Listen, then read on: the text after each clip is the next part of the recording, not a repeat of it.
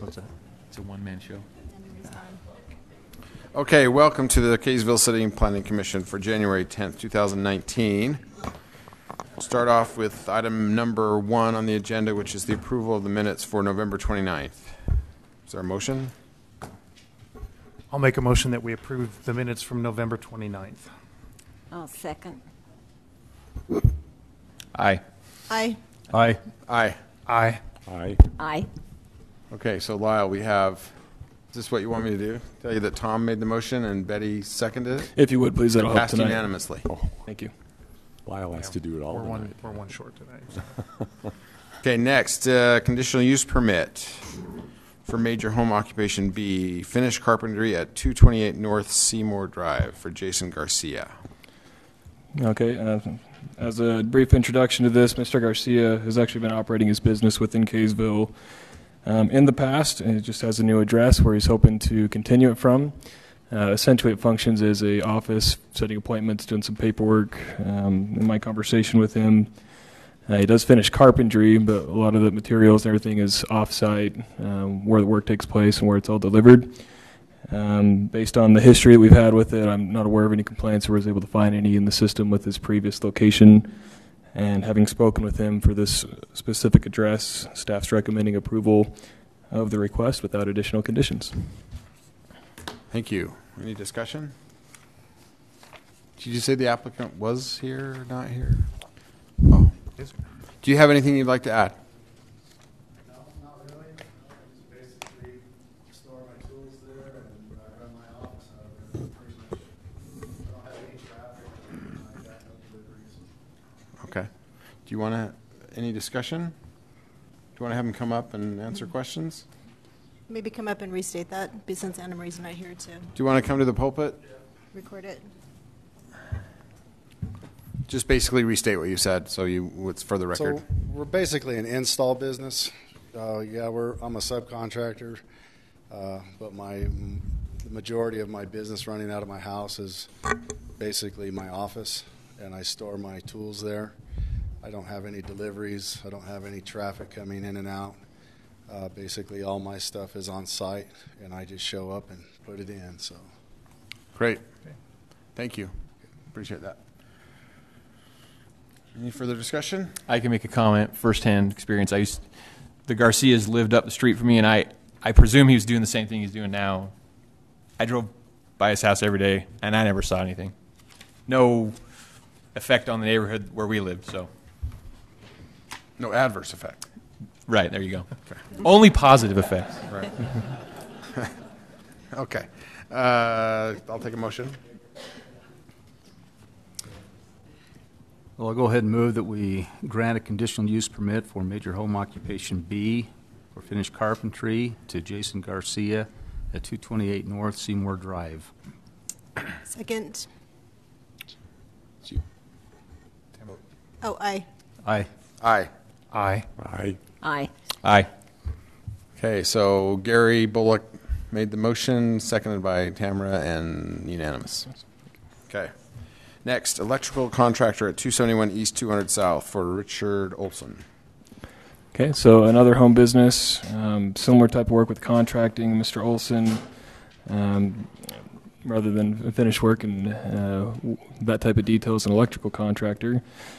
Similar deal, not very much goes on here. Needs an address for the business, does his paperwork, phone calls, schedules appointments, and that kind of deal from this location.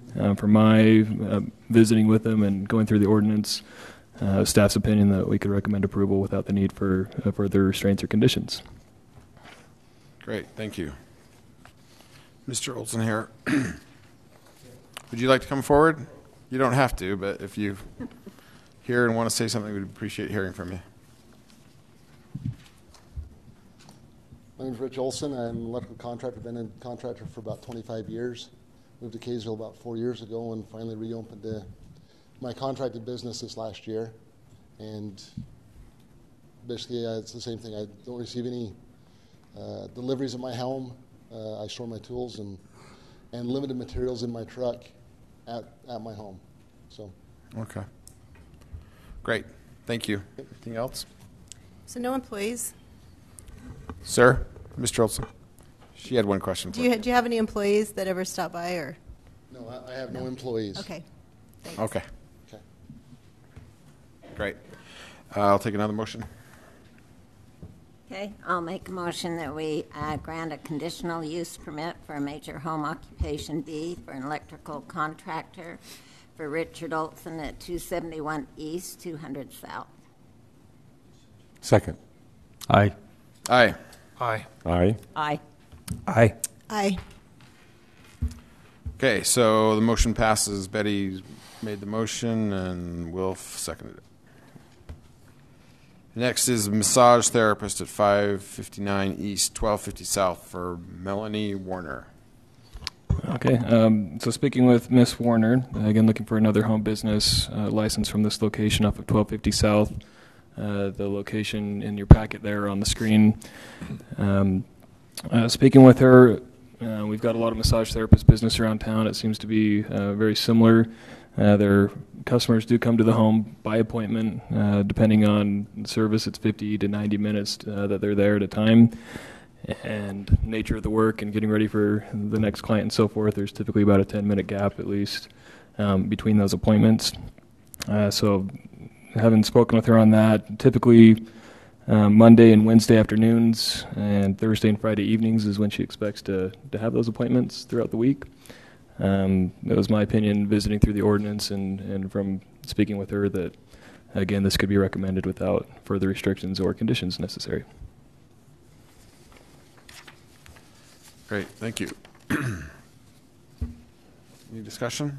Is Ms. Warner here? Do you have anything you'd like to say? Okay. Any discussion? I just had a couple questions, if for you her? could. Yeah. Why don't you come up then? State your name. Melanie Warner. I just want to know, so Monday and Wednesday afternoons, Thursday and Friday evenings, 10 minutes between appointments, how many clients do you usually get or are anticipating? I'll only be seeing probably 2 Oh, during okay. those time frames. Yeah. All right, so minimal traffic Yeah. then. Okay, great. That's all I had. Thanks. Anything else? Anybody else? Thank you. Okay. I'll make a motion that we grant a conditional use permit for major home occupation B massage therapy for Melanie Warner, 559 East, 1250 South. I'll second. Okay. Aye. Aye. Aye. Aye. Aye. Aye. Aye. Okay, thank you. Lyle, that's Tom made the motion, Gary seconded, unanimous. Pass. Thank you. All right, next, conditional use permit for agricultural home occupation auto restoration at 651 South Sunset Drive for Scott Barbin. Okay, so this one's slightly different than the other previous one. It's considered an agricultural home occupation. Our ordinance separates it just specifically with auto work. Tends to have some potential to get a little more interesting. So the ordinance permits up to 3 cars to be worked on at a time. In fact, what Mr. Barbin's proposing to do, he's essentially restores a car and pretty much works on 1 car at a time. So he's got a shop where his tools and the vehicle are kept, and then he works on it. Discuss with him specifically, so any major body work or painting, he'll outsource that, so he'll take the car to someone that has a paint booth and that type of deal, so that type of activity doesn't take place at this location. Based on that conversation and discussion and talking about our ordinance and restriction, and this is an area where the neighborhood's very familiar with auto work and how that's supposed to be handled. Just next door, we've got another auto repair business that's currently in operation. We felt comfortable recommending approval, again, without the need for further restrictions or conditions. Thank you. Okay. Any discussion? Is the applicant here? Do you want to come forward? Say anything?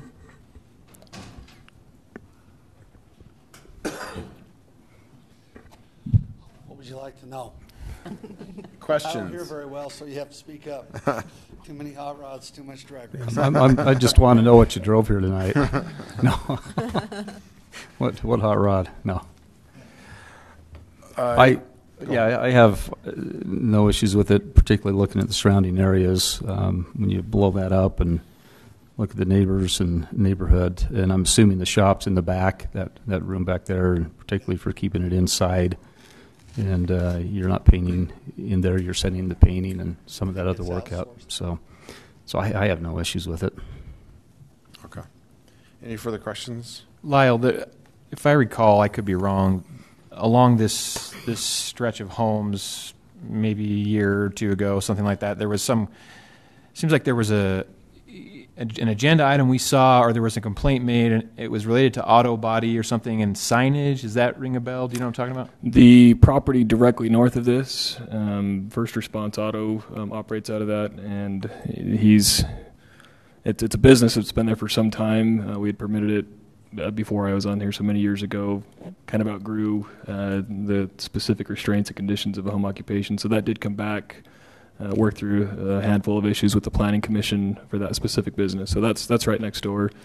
And that's why I say the area and neighborhood they're kind of familiar with. Is that like a conditional use? I can't remember what we did there. Correct, yes. So it's under the same agricultural home occupation provisions and restrictions.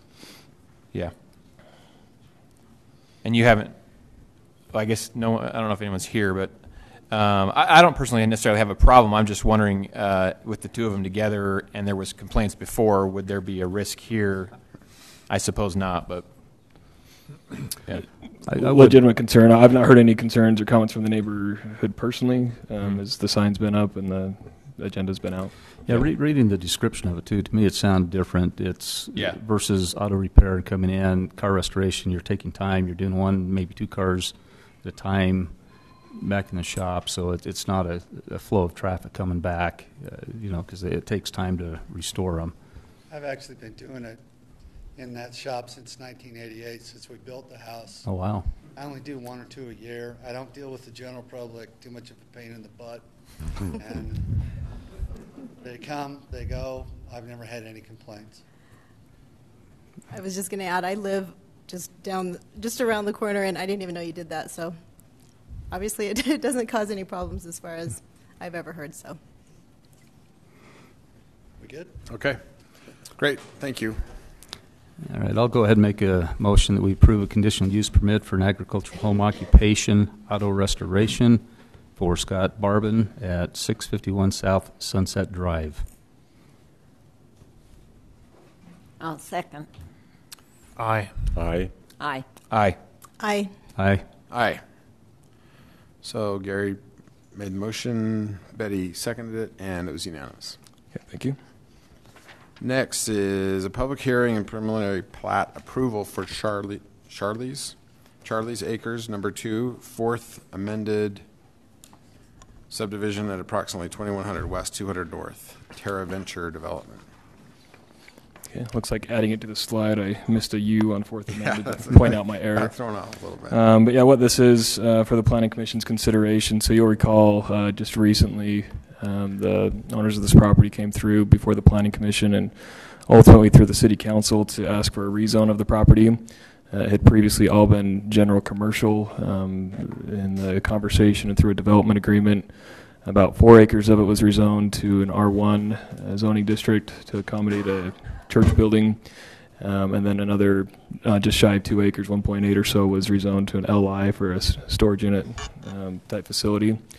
And so in just moving that project along as the zoning was approved, they've come before us with a plat, to accommodate those uses.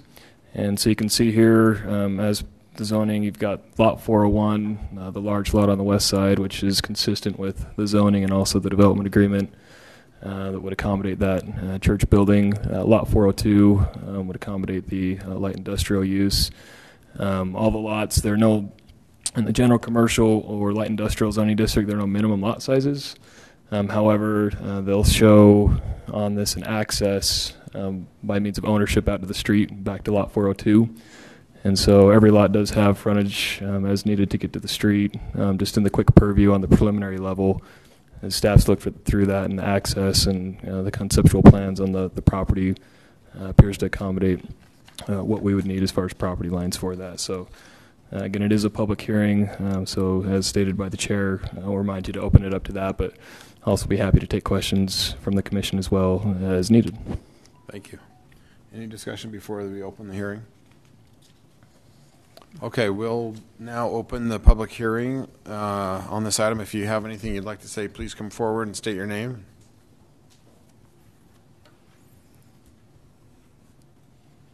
Okay, we'll close the public hearing. Well, let's hope they all go that quick. That something tells me no. Okay, any discussion on this? Nope. I think it's pretty straightforward. It's just subdividing Yeah. per what has been approved by the city council. Yeah. I'll make a motion that we grant preliminary plat approval for Charlie's Acres, number 2, 4th amended subdivision at approximately 2100 West, 200 North. Second. Aye. Aye. Aye. Aye. Aye. Aye. Aye. Liles get that Wilf motion, and Tamara did the second. Unanimous pass. Okay, thank you.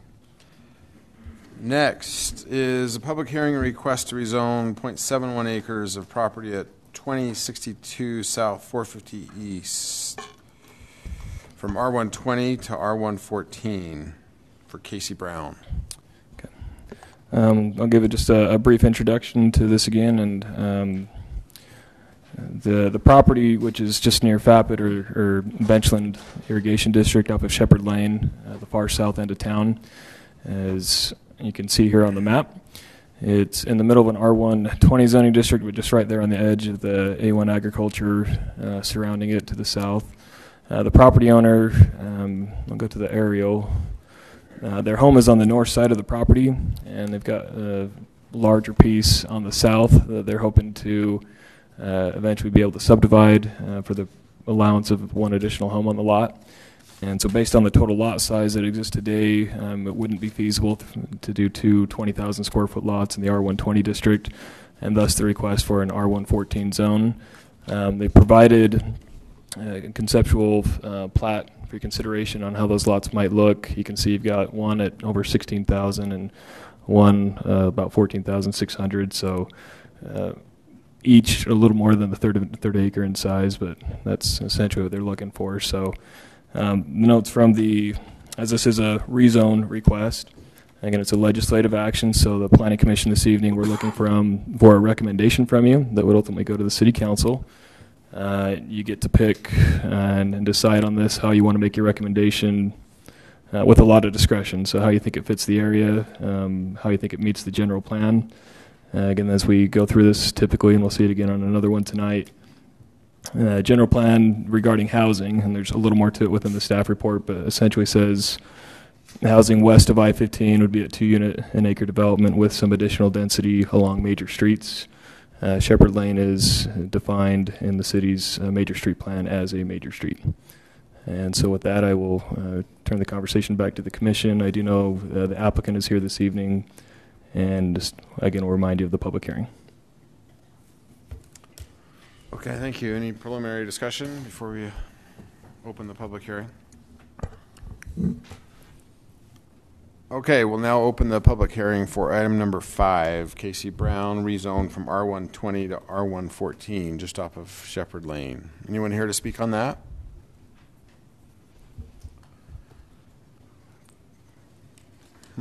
Okay, we'll close the public hearing. Any discussion? How about the applicant? Is the applicant here? Yeah. Is the applicant here?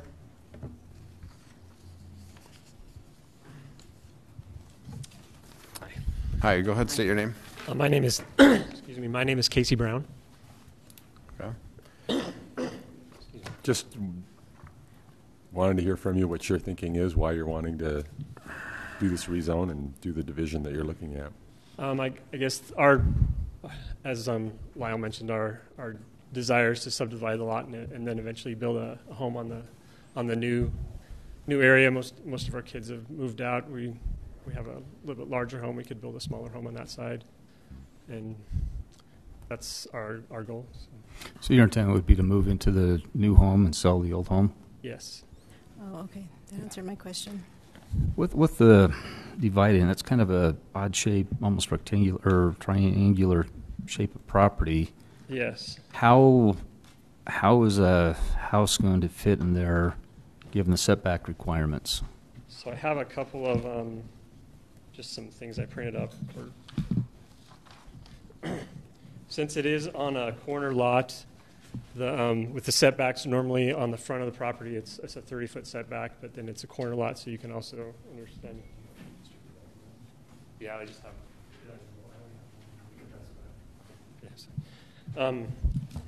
But this, so the setbacks, I could go off Shepherd Lane. The setback there could be 30 feet, which would mean on the front, on the 450 east side of the property, the setback could be 20 feet according to city regulations.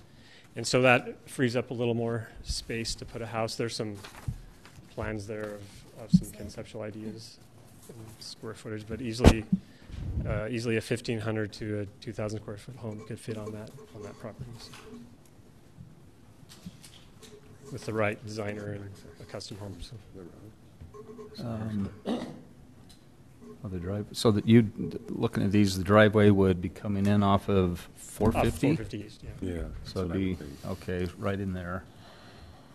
Okay. That's just, I said, those are just some ideas. They're not the actual home that we would necessarily build. I was just trying to find something that would possibly work. And how does the home, yeah, you can pass it down.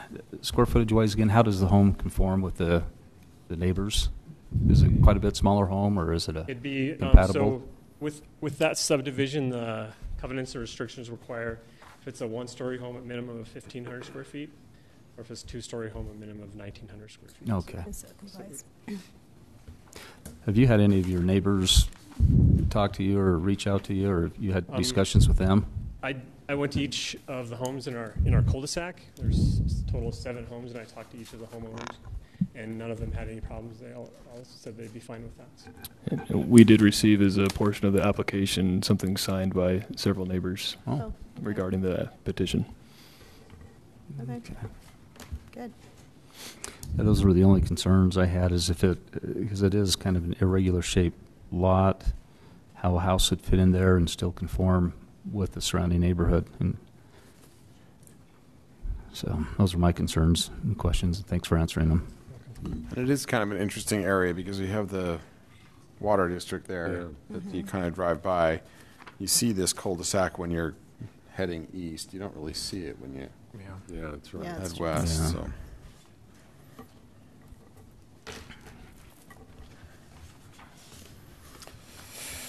All right. Any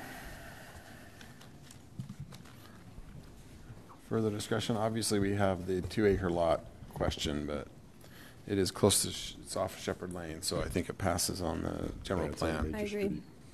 Mm-hmm.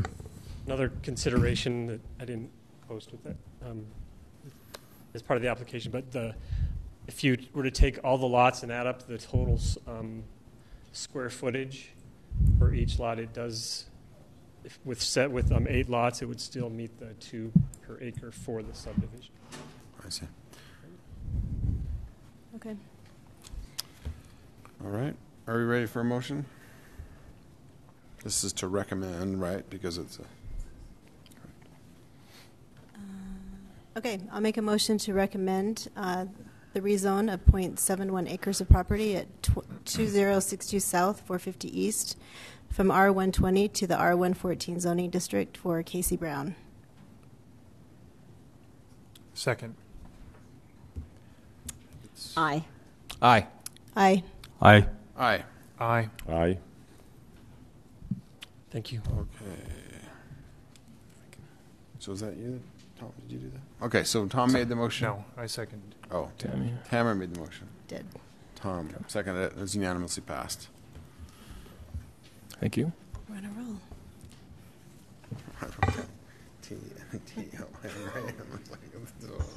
Okay. Next, item number, should we just skip number 6 and move on? I'm kidding. Item number 6, public hearing and request to rezone 4.1 acres of property at 1480 West Willow Drive and 1576 West 200 North from R120 and RA to R2 zoning in district to include the PRUD overlay for Robert Green and James Nooner. Okay. I'll be brief to begin with, so please, if there's more information you want up front, please let me know. I presume there's going to be a lot of comments from those in attendance, and I also know the applicant is here that could give more details. So I'll allow time for those, and then again, be happy to discuss things further. We saw this about a month ago before you, essentially the same request. So when they had it on the agenda before, I had listed it as just the R2 zoning district. And then in light of the conversation and based on the direction they were heading with their proposed plans, it was apparent they need the PRUD overlay. And so we did renotice as staff, send out new mailers, put up the sign and the works. So for tonight's meeting, essentially since last time there were some concerns that came up. Several among those that we looked at specifically as staff regarding some of the feasibility issues of the subdivision were two items, at least that I took note of, re-listening to it, and if I've missed others, again, we can discuss those. But one in particular was regarding water pressure in the area, so the comment had been made. There's some issues with culinary. Our Public Works Department believes that that's more than adequate in the area. Essentially, we build those systems in the main line so that the pressure at our fire hydrants, as they're found throughout, is about 2,000 psi at 3,000 gallons a minute. And so it's really high. So between those lines and the homes, it's often reduced. Otherwise, it would break faucets and the like. So the pressures there on the culinary system, what perhaps might be the case is I often get comments regarding secondary secondary pressurized irrigation and what types of pressures are there. So that potentially is something that, again, is a little outside of what we do specifically at Kaysville City. This is Davis-Weber Canal that services this area. So that's something we can make aware to them if that's in fact the case and check on that. And I know they're working on some projects trying to deal with that on some existing issues. The second item in particular was regarding sewer capacity. So the Central Davis Sewer District that serves this area has stated that they're essentially set up and prepared to handle 2-unit per acre development, and so that's been their quick answer on whether or not they would be able to provide service to this area. Excuse me. And so with that, the developer has gone back to them, and I've also spoken with them on a couple different occasions regarding this specific project. They've not committed to me specifically that, they could do 37 units as proposed. But what they've stated to me is going west, 200 north in the main line that feeds into an Angel Street trunk line down to the sewer district. They've got big concerns about handling additional capacity. But where there may be some options to increase that and handle more homes is to the heading east. There's a line built with the Smith's Marketplace development that if they can get approval from UTA, who technically owns the trail corridor and the pipeline to cross that, that could be another option. Whether that gives them one home or another 1,000 homes, I don't have a firm commitment on what that would actually be possible. And I suppose of note, so just to kind of remind of the process. So we did put together a draft development agreement that'll probably let the developer speak to a little bit more. Of note, labeled as page 2 on that agreement, starts to get into some of the standards and guidelines. It's essentially where if there's an inclination to go towards something different or something that requires some specific conditions, they've begun listing complying, doing something similar to what's shown, not having more than 37 units. If the Planning Commission desires, you can give feedback, specific amendments and changes to this agreement, very specific numbers, heights, distances, colors. This would be the kind of place to put that. So if you are ready to do that this evening or need it to go back or whatever, that's your prerogative to finesse this if, again, that's a direction you're willing to explore further. Again, this is a rezone, so you've got your legislative discretion, as was previous with the last one, going along with what's appropriate in your mind with the general area and based on what's stated within the general plan. Ultimately, you're making a recommendation that would move forward to the City Council, who makes the final decision. I'll probably cut it short at that. Remind of the public hearing, and again, the applicants here that could speak a little bit further, and turn it back to the Planning Commission. Thank you. Okay. we have a lot of people here, obviously, to comment on this, and we're going to be here a long time unless we try to do this a little more efficiently. So it's been suggested to me, and I think it's a good idea to have the developer come first before we open a public hearing, in part because we've already done a public hearing on this. A lot of those concerns expressed by the public have already been expressed, and it might be good for the developer to have a chance to respond to some of that. And then we'll open it up for the public hearing. And I will note that we have received a number of emails from the public. I don't know if it's 6 or 7 or more.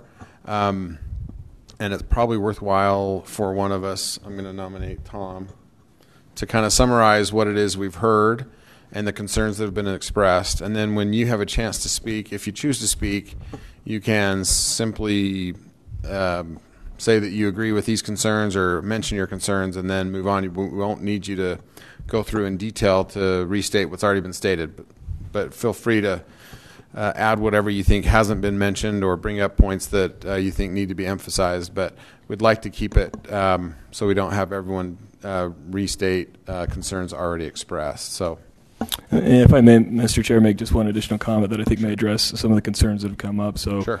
I apologize, I failed to include this with my original comments. Some of the emails did allude to, among other items, potential restrictions on a portion of the property based on existing CC&Rs. And just an update, particular for the Planning Commission. So our legal staff was unable to be here this evening, but I did speak with them directly regarding a couple items on this. That in particular as to whether or not that's a reason for the city to say yes or no to this. It may have some weight on your mind, and that's fine, but we are not a party to those covenants or restrictions, so it doesn't need to affect necessarily the decision that's made. Whether or not the project's feasible because of other parties' restrictions or covenants or because of sewer and those types of items, a zoning action could stand on its own.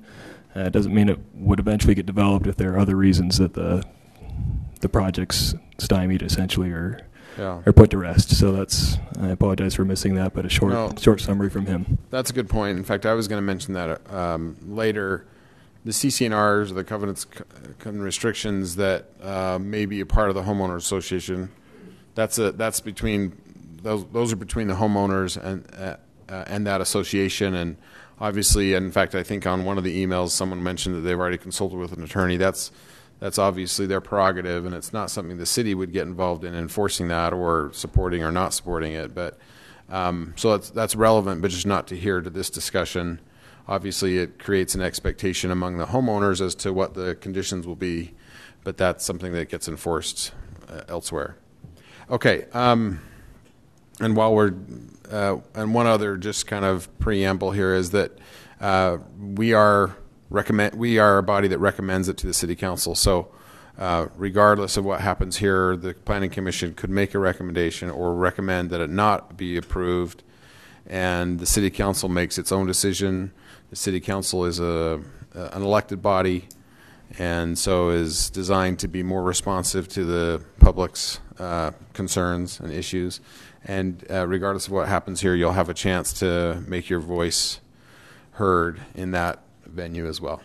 Okay, so we'll have that if the developer's here and wants to would you please come up and maybe address some of these concerns and what's changed, and maybe we can take care of some of those problems. Thank you. My name is Hugh Park. I am working with the Green family on this piece of property. What's that? Yeah, if you get closer. Is this better? Is that better? Okay, we're working with the Green family and the Nooner family on this piece of property. When we came here about a month ago, we presented a conceptual plan of what we thought would work well here. There were some concerns with the conceptual plan, but again, it is with street alignments, with in front of the neighboring street, which can all be taken care of at the time this passes, at the time of further engineering and whatnot. And so those types of things can be discussed at that point in time. Some of the issues that were discussed that were of most importance were, number one, the sewer. If the sewer had the capacity. So we went and spoke with the sewer district, and they have developed their infrastructure to accommodate 2 units per acre in the West Kaysville area. And so, well, at least in west of Flint Street. And so they had mentioned to us with the Hill Farms going in, they are a little bit above 2 units per acre, and a few of the other developments going in. The Angel Street line, according to them, probably would not, well, she had just mentioned that they would approve 2 units per acre on the Angel Street line. We then had some discussion as to whether or not if they had the capacity in Flint Street, because they had just put a new line in Flint Street, and she'd mentioned that if we could get it to Flint Street, then they would be able to most likely have the capacity to service a project or have more service there. It was not given as a guarantee, but they said that they would that their capacity was there. So we went and did some research. We have contacted both Tesoro and found out the exact width of their easement, and UTA talked to them, and both of them were amenable to allow us to go under the tracks. And there is a sewer line that starts up here. It's an 8-inch sewer main that starts here and goes down and connects into the sewer line right here. I think the sewer district, they said that they stubbed that in there for potential development of anything north up here, so if it went to Flint, so it could pick up this back portion of these properties here, so they wouldn't have to go up to Flint Street. That's what she said the concept was. So if we could hit this, there's a couple of manholes right here that are about 8 feet deep, which could possibly service, and of course we don't know exactly until we do some surveying and find out exactly, but it seems like that would be a good option, because we do not want to pump this property. I know that there's some rumors going around that we would put in a pump station. I don't think the city would allow a pump station, number one, for private development, and number two, they're just very costly and problematic. And so a pump station is not something that we would want to do. So we did talk to both, like I say, UTA and Tesoro, and they would allow us to cross their easement. One of the other concerns was the pipelines that were there. Tesoro has a 16.5-foot right-of-way where their pipelines are, and some of the concerns were things being planted on the easement, and that is a concern. The only thing that Tesoro wants on their pipeline is sod. They will allow some hard structure in certain cases, and they've allowed people to put concrete over it, but their comment is if we have to tear that up and go through it, it's at your cost to repair anything that we have torn up. So we never had plans, or we don't have any plans to put any hard surface over that, and we would just end up putting sod over that section of the easement. Let's see, what other... With that easement, just really quick, sorry to interrupt you. This is probably a good one to do with a laser pointer. Could you just kind of show us where that is and what that 6.5-foot easement is? Where the actual easement is? This is the property line right here, on this east side right here, and we've gone out and had the pipelines actually staked, and they are 16. The furthest west pipeline is 16 feet off the actual property line. So where would that fall with this preliminary design, conceptual design that you have? That line right there, that solid line right there, is the gas pipeline. Okay. Okay. And then this line with the directional call on it right there with the numbers, that is the property line. Okay. So, like I say, we did go out and measure it, and it's approximately 16 feet. The furthest west one is 16 feet, and obviously the eastern one is closer to the property. Me again, sorry about this. Is the easement So is the pipeline in the center of the easement? So is it 8 feet on both They're sides? hugging or- more to the west side of the easement. That easement was granted in 1949. And so back then, they weren't in the habit of going out and surveying. They would just say a 16.5-foot wide easement, and that's basically all it states. But in confirming with Tesoro, I talked to them, and they said, yes, it's a 16.5-foot easement from the UTA property line to the west inside of the green property. So then you're saying the pipeline's mostly on the west portion of it, and then the easement Well, you would got to go remember there's more two east. pipelines. And so you've got a pipeline and then about a 8 to 10-foot gap and another pipeline. Okay. And so, yes, the first pipeline is probably 7 to 8 feet off of the property line, and then the next one is about 16 feet, and then there's about an 8 to 10-foot gap between them. So that's where it is. They are within their easement. So This All right, particular thanks. picture is a little bit different than what we have in our We just- packet. again, it was just conceptual. We wanted to show some parking areas. It looks like you've dropped the pickleball court, added a tot lot, Yeah. added dumpster pad. And on the, again, these are conceptual ideas, Right. And we've got a lot of tweaking to do with this to make sure that our setbacks are correct.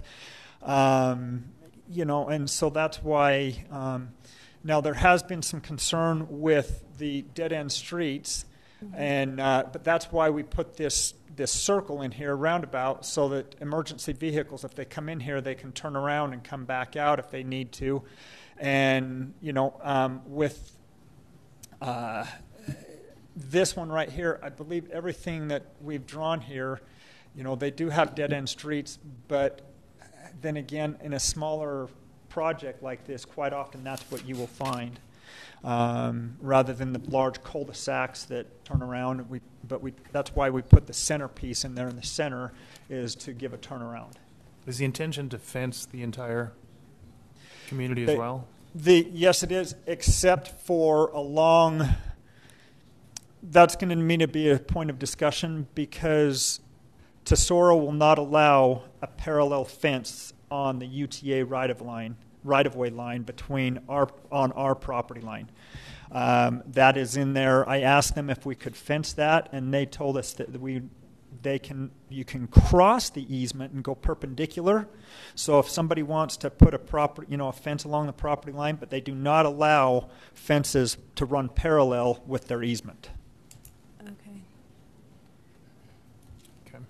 I have a question for you. I called Jill over at the sewer district also, just to get Yes. some clarification, and she was telling me that grinder pumps are an option. So you said you don't want to do pumps. Is that what you're talking about? No, She said excuse if- me, I didn't quite hear you. She said every home could have a grinder pump. Yes, and Is what that what that you is, don't want to do? a grinder pump is used for a basement situation where Yeah. you're lower and you can pump your own house up to a higher sewer Right. So line. these won't have. These are all slab on grade. They don't Okay. have basements. And Okay. so it would be a matter of, typically a sewer line typically has 3 feet of cover in the street, and then you get about 0.5% flow. So if we could get 3% or 3 feet of cover and then get 0.5% flow over to the Smiths, Then you won't need that. then we wouldn't need, Okay. And- because what they're talking about is we couldn't do individual pumps on this house. It wouldn't help us. We would have to, for example, Kaysville City. Well, the sewer district alone, I think she said, has 8 pumps throughout the whole district, which is Kaysville, Layton, all of these areas out here that they service, and several of them they have out here west of Angel Street. I don't believe it's Hill Farms, but the other subdivision that's out there now, I believe they are pumped, and they pump back up to the Angel Street line. And so to put a pump in is a pretty big expense. There's maintenance, there's consistent maintenance, and that's why for a project this small, it wouldn't work. Usually you'll see pumps when you have several neighborhoods and a whole area that needs to be developed, 60, 100 acres or whatever, then they'll consider putting a pump in. For something like this, a pump would not be something financially viable. Okay.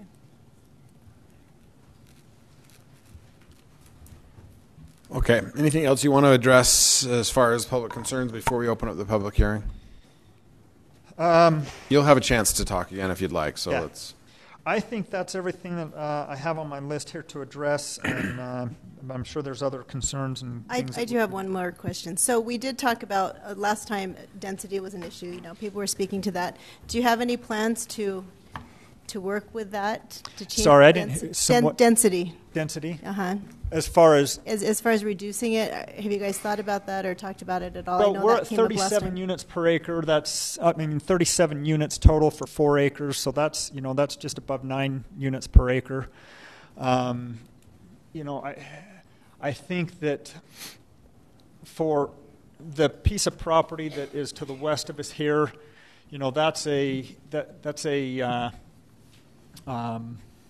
the Kimball property there. I know that's up for sale right now.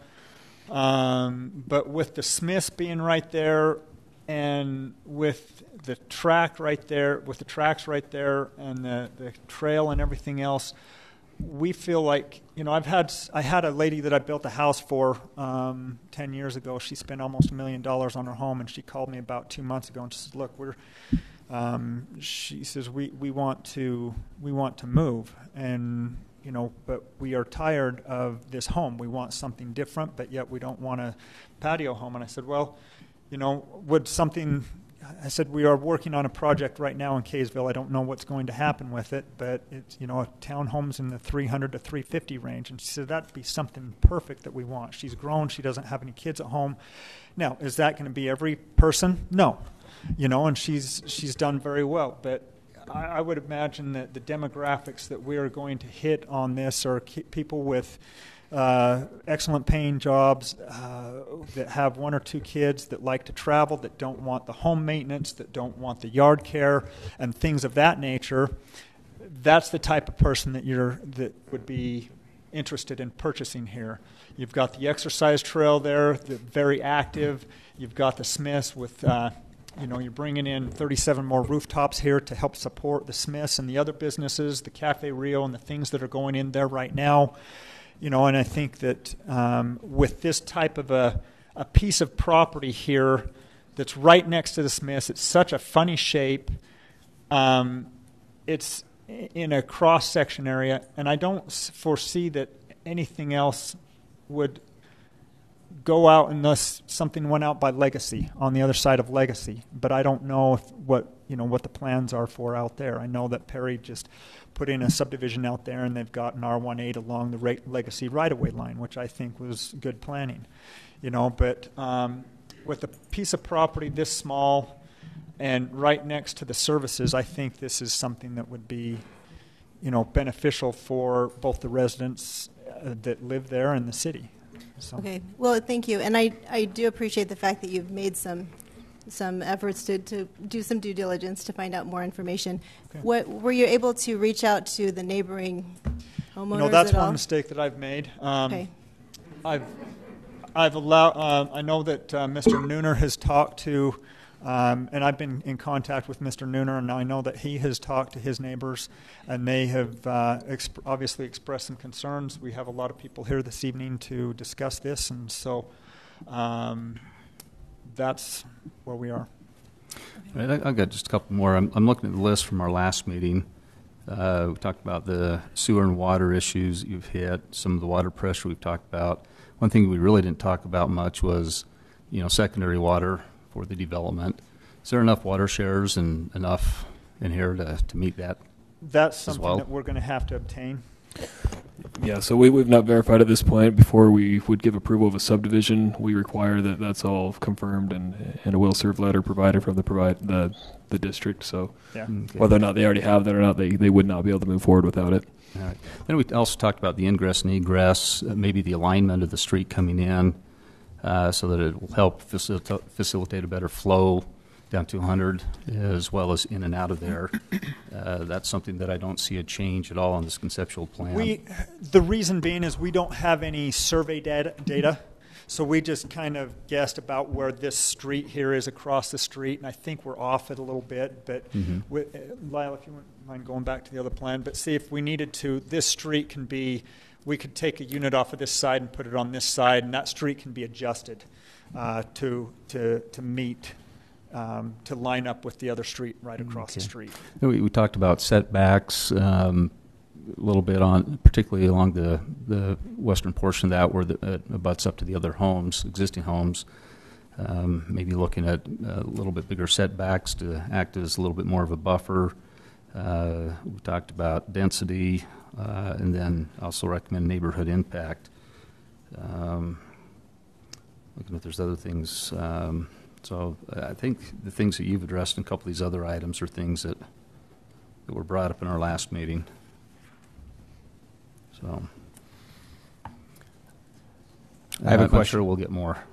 Yes. I mean, speaking of, I don't think we need a crystal ball to know we're going to hear about traffic when people talk. So have you considered, and would you be amenable to a traffic study? Does the city have any traffic studies they've done out there recently? I'm sure with the Smiths have come in, it's been there in the last year or two. We've done some studies, and I don't know specific to this section. When we did the Angel Street 200 North intersection project, there were some counts done. Oftentimes those modify and change the pattern of traffic once we put in some of those new facilities, so I don't know if that's modified things. And that predates, I think, also our restriping of 200 and some things. And what I'm talking about is that you get a traffic study that says, I mean, we've had it on similar ones recently, a traffic study that says this is what the traffic impact will be if this zone does not change. And then this is, and it gets built out to however many units would be there under the current zone, or even a rezone to something like an R120 or something. And then this is what the traffic impact would be. This is how many trips would be generated, what have you, under what you're proposed, and then we see the difference. And then we really have, and then we as a planning commission, and more importantly the city council and the citizens see, okay, this is really what we have based on the data that we can gather and the best methods we can use that traffic engineers use or whatever to say this is truly what the traffic impact is going to be. Because we hear a lot about traffic, not just on this one but on others, and it's better to work off of data than just assumptions. So, has that been required for other rezones and developments? I think the answer to that is yes, and I don't know that answer or that question matters, but I think it has. Yeah, I mean, Lyle can confirm that. Yeah, we did one just recently with the Ivory Homes proposal that they did something similar, and yeah, this would be unique. I don't know how it affects the level of service at the intersection, so that's where we'd have to plug it in on just a rule of thumb with the residents. It's about 10 trips a day per dwelling. So you could at least compare probably the number of trips, but how they affect the specific level of service at the intersections, I don't know. We'd have to plug those numbers in. So you'd go from maybe 8 homes under a 2 unit an acre, 80 trips to 37 homes is proposed, about 370 trips is, I would assume, about where the numbers come in and how that impacts the street. We'd have to study that. Yeah, I mean, on that note, what I'm curious about is, my understanding is, not all single-family homes are created equal. Not all single-family homes generate the same number of trips. Single-family homes that are standalone, not attached, based on what I understand, the current, whatever the manual, of traffic engineering standard trip generating manual says, multi-family homes generate less trips because the thinking is, and don't shoot the messenger here, that homes like this, generally speaking, have less, either A, less people in the home, or B, fewer cars, and therefore they generate fewer trips. That's my understanding. I could be wrong, and that's why I think a traffic, right. Is that correct? Yeah, you're right. So, yeah, so that's, but regardless, I think a traffic study would be useful and helpful to get numbers. Whether it's for us or the city council, we don't have to hold it up here waiting for that. That's one option. Or we do. It's up to us. Yeah. I think it's one of those things that's not required. Yeah. To do a rezone. A rezone is really, it's a policy issue. Right. But it may be helpful to have more data just to help inform what kind of a policy issue you're going to make, and just to see what the impact is. So it's not unreasonable to ask for something like that. The more But data it's you not have- necessary either. It kind of just depends. Right. Yeah, the more data you have, the better Yeah. decisions you can make. So, in response to some of the setbacks, we just had kept the setbacks at what is allowed under the current zoning and the PRUD that is here, and so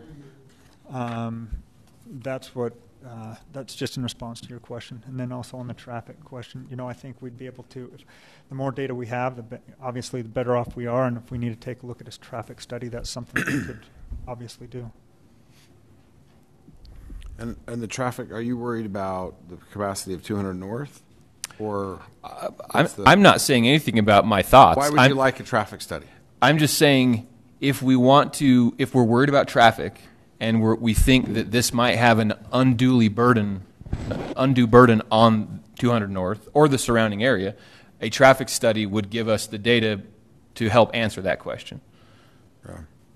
I can tell you what I think later on, but I'm just saying the fact of more data would help us inform our decision. Okay. Thank you for your time, and we'll look forward to hearing from you again if appropriate. Okay, thank you. Ready to open the public hearing? Commission? Do you want me to go through? Yeah. I printed some emails. Do you want them? I number them all. Well, I'm gonna ask Tom to try to summarize, and then you correct him when and if he's wrong. Wait till I'm done before you correct me. We've received a number of emails, maybe from some of you here, from a number of people that have said they aren't able to attend this evening, and they've addressed very similar issues in each one. They're primarily against this development for the following reasons. It says townhouses are not appropriate at this location for the following reasons. Number one, townhouses do not preserve the character of existing neighborhoods. Number two, two-story townhouses 15 feet from existing properties do not preserve privacy. Number three, petroleum pipelines detract from a good living environment. Number four, traffic safety concerns from dead-end roadways. Number five, traffic safety concerns from vehicles entering and exiting the townhomes. Number six, lack of amenities. And finally, number seven, the sewer collection system was not designed for very high-density housing. Now, there were a few others. Tamara, I don't know if you want to hit on any of those. There are descriptions on each of these and reference to city code in different places, but those are pretty much the issues that a lot of the emails kind of focused on. We'd love to hear your comments. If you want to add information to this, if you just want to get up and raise your hand and say amen, that works as well. But I'd like to go home today, if at all possible. Matthew? That means you have 4 hours almost? Is that what you're saying? Well, it could be if everybody... Gary, did you want to say something, Gary? I was just going to say a lot of the emails were the same email. Looked like it had just been kind of regenerated and signed by appeared there was a various people, template that went out, yeah. and everyone just kind of sent the same thing and signed their name at the bottom. Which is good. I mean, we want to know what you're feeling, and if you're feeling the same way other people have said, then that's good to know that. Okay, so Did you have something? Well, they weren't all the same, but right. No, but I mean, yeah, it's slightly different. It's okay for it to be if you feel the same way. Don't Sure. have to reinvent the. Tamara, did you have something you wanted to say before we open the public No, but I was hearing? just wondering if you're going to give them a time limit. Well, we normally like to keep you to 3 minutes. So I haven't designated a commissioner to beep loudly when you go, but if you can do that, it'd be great. So I think the other thing, too, is last time we get a lot of times where people get up multiple times and speak. Mm-hmm. I think it'd be good if we could just have them speak once and try to avoid the multiple times. Okay. I think we may have the homeowner here as well. Okay. In addition to the developer, I don't know if we want to hear from them before opening it up or.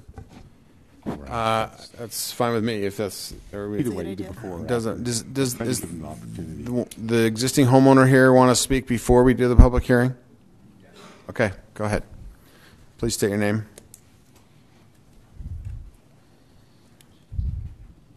Good evening. I'm Robert Green, the trustee of the J. Green Estate, the youngest of the family.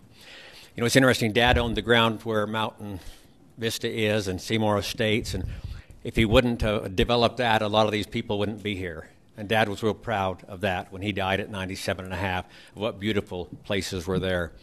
And then the Smiths going in there with my uncle Vernon Flint, that was quite a fiasco. All these people were against it. And I bet if I had them raise their hand now, all of those who haven't used any amenities there, I won't do that. But what I'm saying is this property with Smiths going in, it turned it a little different than like where the Overs are at and the Nooners and down the tracks. It's very open to that parking lot with lights on 24 hours a day, deliveries 24 hours a day, and now with the new Fizz and Costa Vida and their outdoor speakers as well as the Neaters.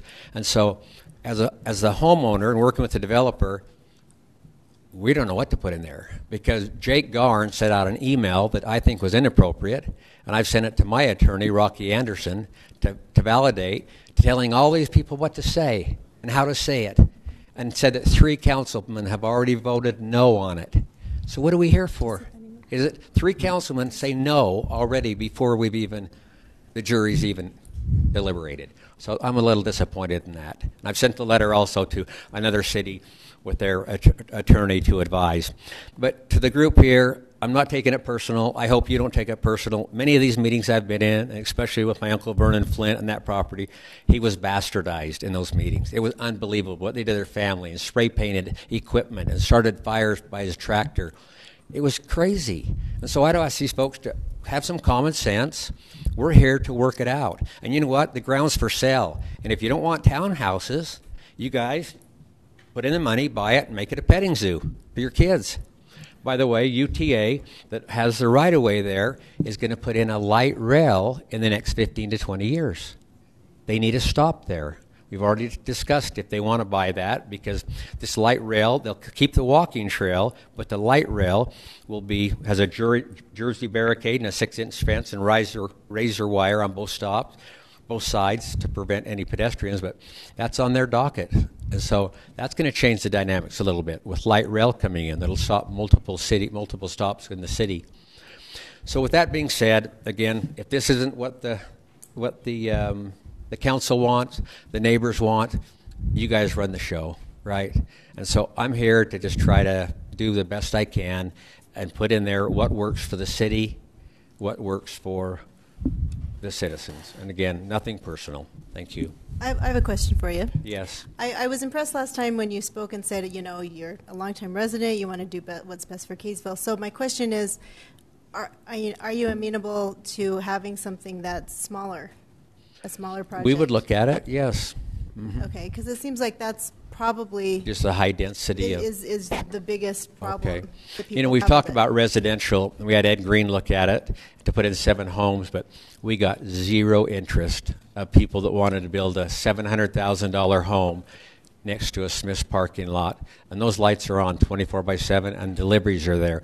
It's not like, again, the Nooners and the Overs and down further where we're so exposed there. And then with that valve station being right there, they did eminent domain on us, and Chevron Tesoro put that in there, $9,000. Oddly shaped piece, would like to do something with it. So I'm sure you can say all you want to say tonight. It sounds like to me that the city council already went through Jake Garn telling them what to say. And don't say you can't see the mountains. And have you guys received that email? No. Jake sent out? I'll send a copy, Lyle, to you. I didn't know that went out. And it was real interesting. Thank you. Thank you. Okay. We're ready to open this public hearing, and please come up and state your name and limit your 3 minutes. Go ahead. Whoever goes first. My name is Lisa Jones, and Butch and Nancy Over, who live on the lot. Maybe if I can figure out how to work this thing. Their home is right here. So if you can see the corner of where that is going to end up, obviously looking at that, it's going to affect my parents more than anyone else in that subdivision. I have declaration of protected covenants, which are from recorded down at our county. Yeah, that's okay if you got one for everyone. So these are the CC&Rs, These are Thank you. protective covenants. but they're CC&Rs for the For the development. homeowner association. So, So Okay. I'm going to have you look in particular Doesn't- at sections B that are highlighted and section D. So it says all lots in this subdivision shall be known and described as residential lots, and no main structure shall be erected, altered, placed, or permitted to remain on any residential lot other than a detached single-family dwelling not to exceed 2 stories in height and a minimum of a 2-car attached garage. The lot number 13, which is the Nooner's home, that they are proposing to subdivide, mind you, certainly doesn't hurt anyone but my parents. If you go to Part D, it says these covenants are to run with the land and shall be binding on all parties, successors, or persons claiming under them for a period of 20 years from the date these covenants are recorded, after which time said covenants shall be automatically extended for successive periods of 10 years unless no instrument is signed by a majority of the then owners of the lots and has been recorded changing said covenants in whole or in part. If you turn to page 3, it reads, the undersigned being current owners of real property described in attached declaration of protected covenants, agreements, restrictions, and conditions affecting Greenland Estate subdivision number 2, sign in favor of preserving all said language and conditions contained in original document recorded with Davis County, August 15, 1997. The following current property owners sign that all lots remain whole and intact without division, thereby preserving all existing homes' quality and value individually as well as the Greenland Estate subdivision number 2. I believe we have 2 issues here. Jay Green's property being rezoned and this lot within the subdivision. And this is signed by 12 out of the 17 property owners, which is considered obviously a majority signing, and my mother wasn't able to get with everyone. I appeal to you that before the horse gets too far out of the stable, we're talking West Kaysville, rein it in a little and realize there's a binding contract here, that the residents who bought into this subdivision felt protected under. I'm not saying that Jay Green can't develop his property. That isn't why I'm speaking for my parents, who honestly are in a position of age which they don't feel, strength to do so. It's the Nooner's property that we have issue with. Jay Green has a beautiful piece of property. Should he and is he entitled to develop that property? Absolutely. But the Nooner should not be included in this rezone, so that's what I motion, and that's why I'm here this day. Thank you. Thank you.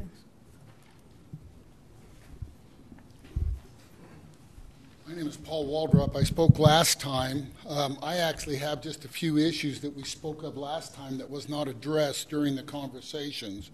The first and the most important is stormwater runoff. Now, you think, well, it's just stormwater runoff, but what happens, those of us that live on Seymour, what happens is when there's a lot of rain, our basements fill up with water, and we have sump pumps which dump the water into the storm drain, which then goes in, and you can't see it on this picture, but just west of this location, there's a couple of containment ponds that our neighbors actually ride in kayaks, and when that fills up, we have as much as eight on the corner. You can't really see that lot either. Gets about 8 inches of water in their basement, and then when across the street where my home is, gets about 2 and 3 inches, and and there's nowhere for it to go.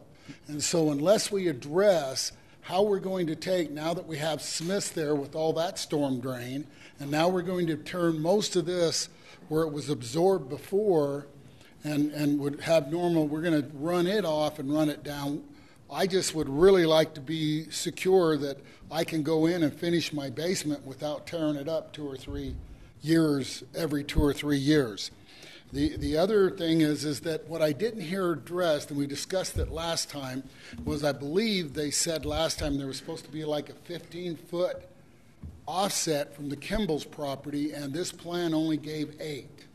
And I don't know if that was addressed. And I did some little bit of research. If we wanted to, these people wanted to use the bus, the closest bus stop is 1.5 miles away, all the way up 200 North. And then I'm just, you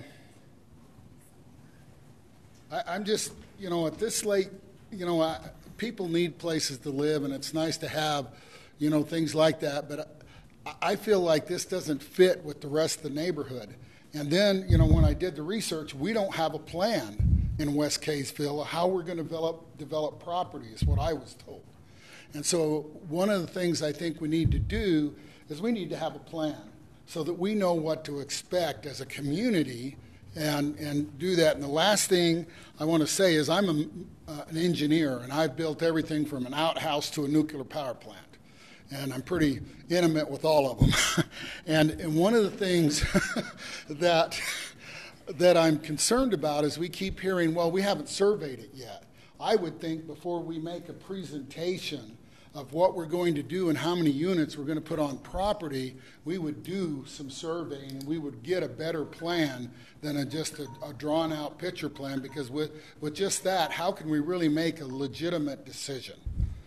And I think that's all I have to say. Thank you. Thank you. Thanks. We do have a general plan which kind of addresses how the city is to go forward. So that's just one comment. But next. Hello, my name is Andy Springer. I live in West Kaysville. And one of the things that jumped out at me here is we talk about easements with product pipelines. And again, I'm an engineer as well.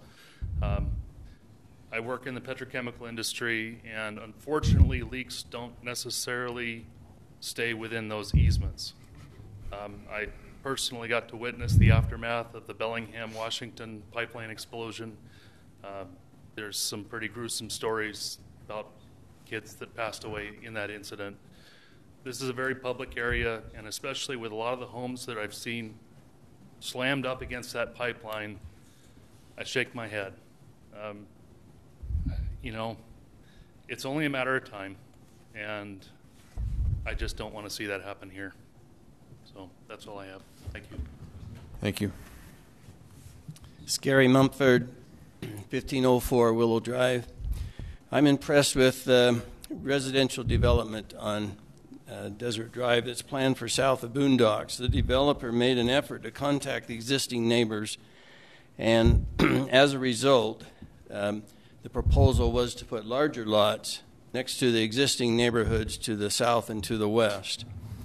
And isn't it nice when a developer will meet with the neighbors and come to you with solutions? The sewer capacity issue is a big problem. And, you know, in December we received a letter from the mayor, and she mentioned that the general plan was going to be rewritten this fall. And I think you need that guidance, because this sewer Angel Street capacity situation, I don't think we knew about it. I don't think it had come to light. So that needs to be addressed in this, needs to be addressed so that we have some direction for west of Flint Street.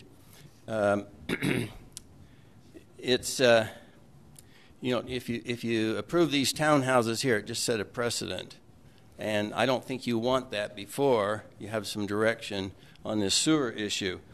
Now, one thing too that you probably should be aware of is that there's a Bear River 6-foot diameter freshwater aqueduct that's going to go between Smiths and the trail.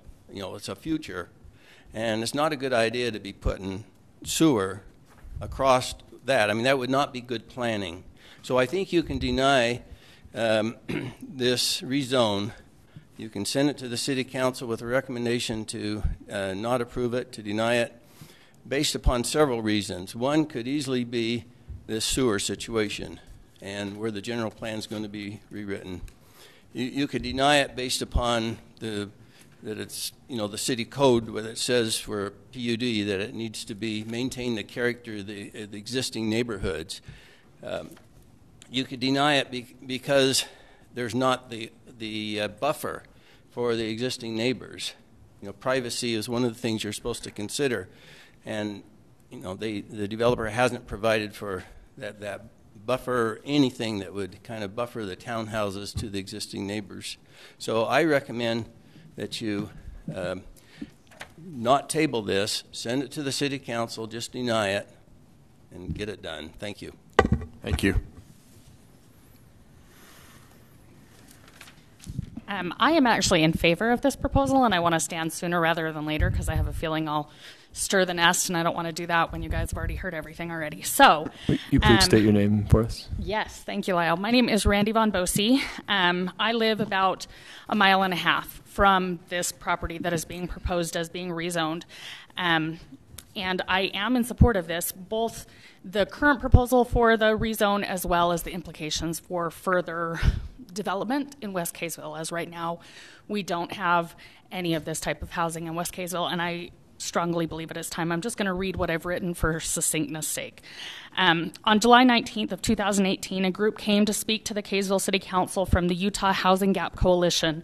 For me, the most interesting information they shared about was the increase in the housing prices in the last 26 years. In 1991, the median price of a single-family home in Utah was $76,000.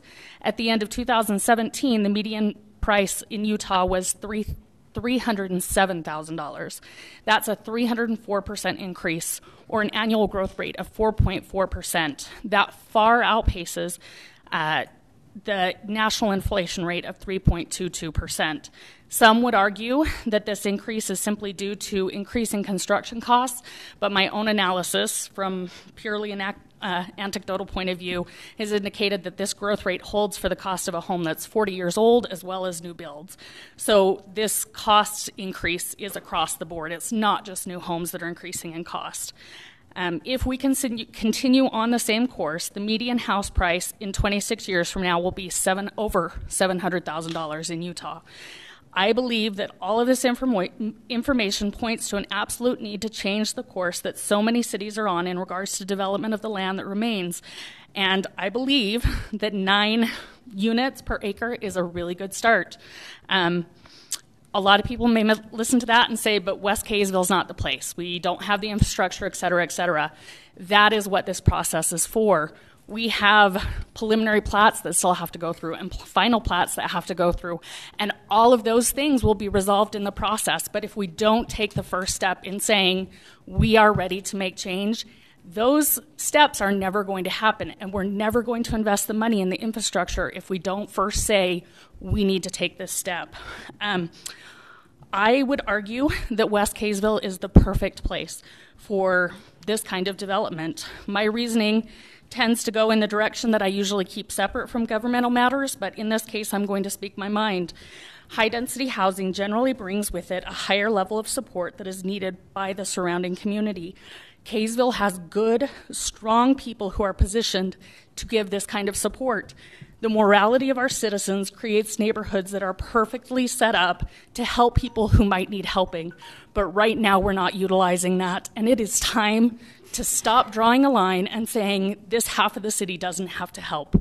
We all need to do our part, and it is time to take this step. Thank you. Thank you. Appreciate that.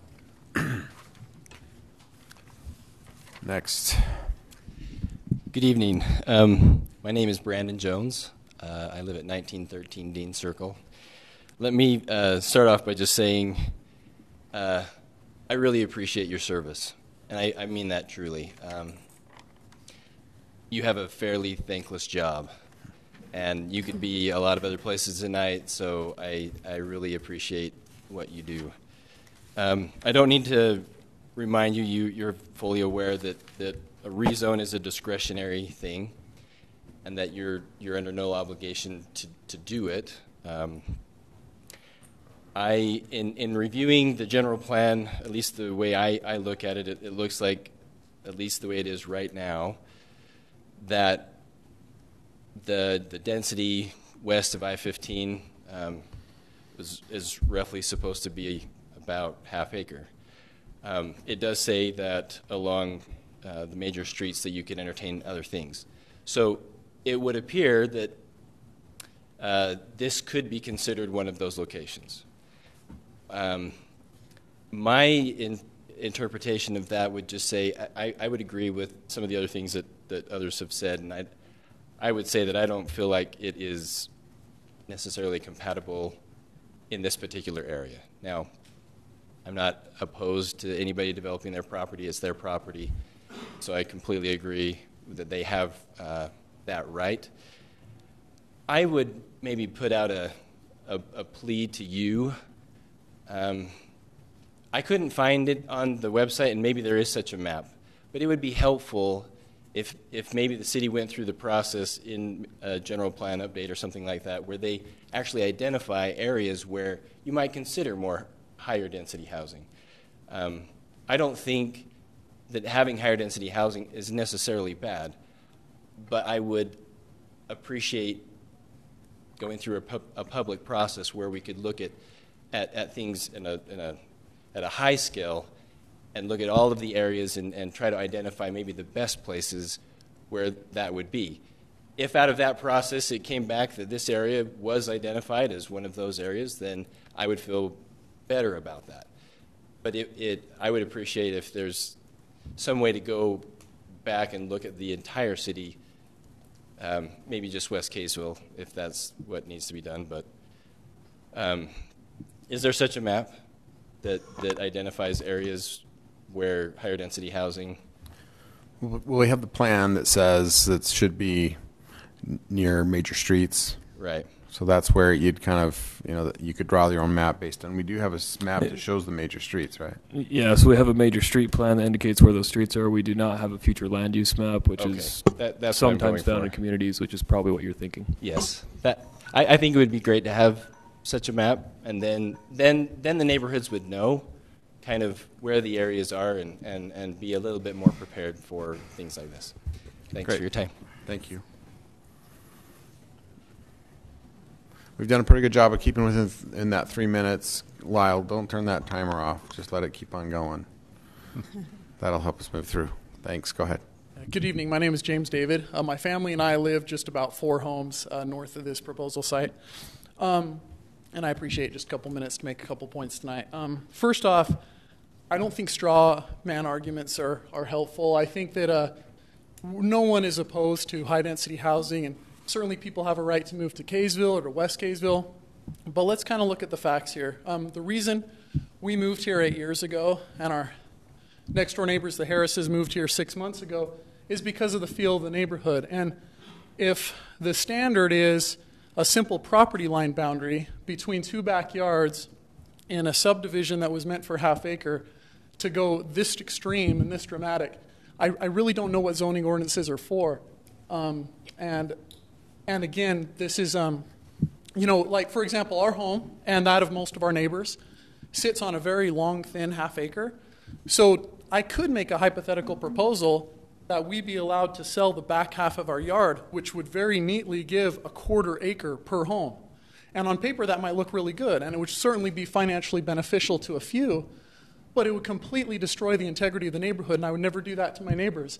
And honestly, I just don't see how this is any different. So again, I appreciate the technical discussions about sewer lines and so forth, but I think it just comes down to, yes, people have a right to move to Kaysville, they have a right to move to West Kaysville, but when you move into a neighborhood and there's a feel of a neighborhood, you have a right to have that preserved. And so I appreciate that, your time. Thank you. Good evening. Thank you for taking the time to hear our comments tonight. I really appreciate it. My name is Tanya Bird. I live at 1496 Willow Drive, just north of Butch and Nancy Over. I apologize for not attending this meeting last month. At first, I'd been given somewhat incomplete and therefore misleading information about the development. I was led to believe that there would be about 8 units, which I had equated with being single-family dwellings rather than the 37. Rather than go through all of my notes, which have already been touched on, especially in the summary at the beginning of the meeting, I'd like to bring up a few extra points. First of all, when the proposal first came forward and I was under the impression that there would be 8 single-family dwellings, I was in favor of it. I actually agree with the woman who just spoke, her opinion about the need for more affordable housing. 37 is just too high density for my taste, and therefore I'm strongly opposed to this development as it stands. The man who spoke about the stormwater runoff, that's a real issue. We have lived in our current home for about 10 years now, but prior to that we lived at 577 North Flint Street, which was the late David Flint's old home. And we kept a sump pump running 24/7. And in the event of a power outage, we would get water in our basement, a lot of water, because the groundwater levels are so high in our area. Second, Mr. Green spoke, was it Mr. Green spoke, about the debate that went on with the Smiths development. I was actually very active in that whole discussion. In fact, I can take credit for the stone wall that surrounds the property. During that process, we met with community members, met with members of the community, the council and the planning commission. We invited them over to our home to kind of scope out the area. And there was a lot of back and forth. The developers and the landowners and members of the city were extremely helpful and cooperative in that whole process. In fact, they gave me everything I asked for. I asked for downcast lighting. They stepped up. I asked for trees. They planted them even though half of them died. I asked for the stone wall. It looks nice. It's good. And they've been good neighbors. So I disagree with the statement that since the Smiths is there, everything is going downhill, therefore we should just loosen our standards. The Smiths complex, they're good neighbors. My son Andrew was hired on at Smiths. My son Spencer works at Neaters. They walk to work. They've been treated very well. It's clean. It's safe. The lighting, it's downcast because I asked for that. My biggest objection to this process is that there just hasn't been due process. I've never seen a map. I'd like to be able to so that I can intelligently discuss the map out of this community. I have traffic concerns with no green space and possibly 2 adults and 2 children in each dwelling. Where then would the kids play? I have real issues like that. I've got a list of them. Many were summarized at the beginning of the meeting. But without the process, the final product will be significantly reduced. So I asked the City Council this day to reject this because there hasn't been a process. I refuse to vilify people who get involved. There are good results that come from community involvement, and we see that in the Smiths Marketplace complex. That was a very productive process, and every one of my suggestions went towards the betterment of that property. So I agree that we do need more affordable housing. I do, however, take offense to the encroachment on the Nooners, on the Overs property. That reduces their privacy considerably. I had not realized at first when this was proposed that property line goes almost to the corner of their house. They're good neighbors, good community members. I've known them for years, and that's just not very neighborly. So I agree with the statement that was made that we need to look at these in 2 segments, this piece of property in 2 segments, and treat the one that abuts the Overs property differently than we do the one that abuts 200 North. I would also like to see a reduction in the density of that proposal. 37 units seem just too high with the other issues that have been discussed. Thank you. Thank you.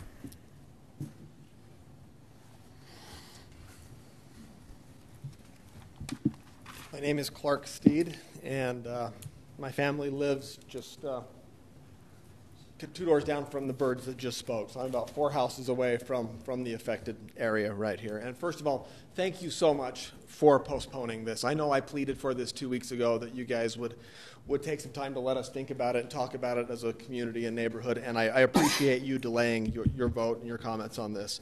First of all, I want to talk to the CC&Rs. I appreciate your comments and anxious to hear what the city lawyer has to say.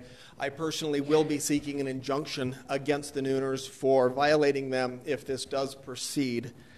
I also want to say that the PRUD and the development plan as written, it's wide open.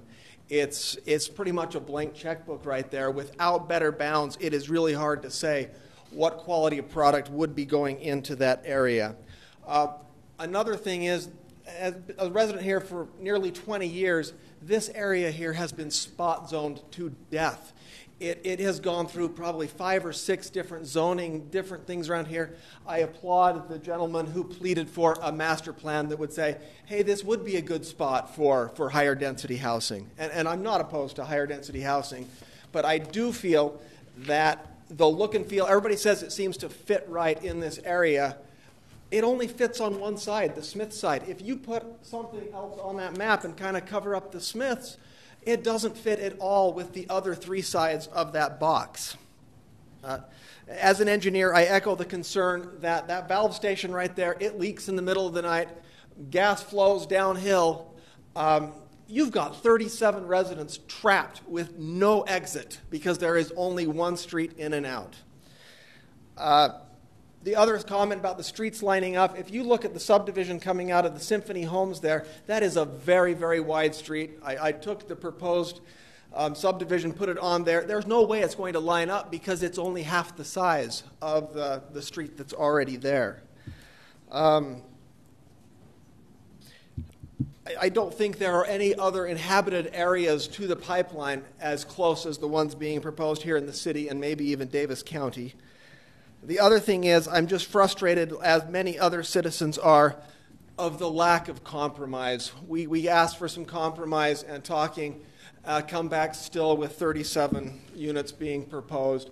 It feels like the developer doesn't really have the best interest of the community and the neighborhood involved there. So thank you so much for your time. I plead that you would vote no on this proposition.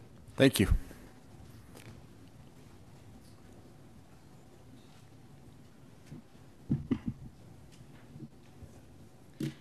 My name is Steve Einfeld, and I am a neighbor. I live 2 houses away from this property on 200 North.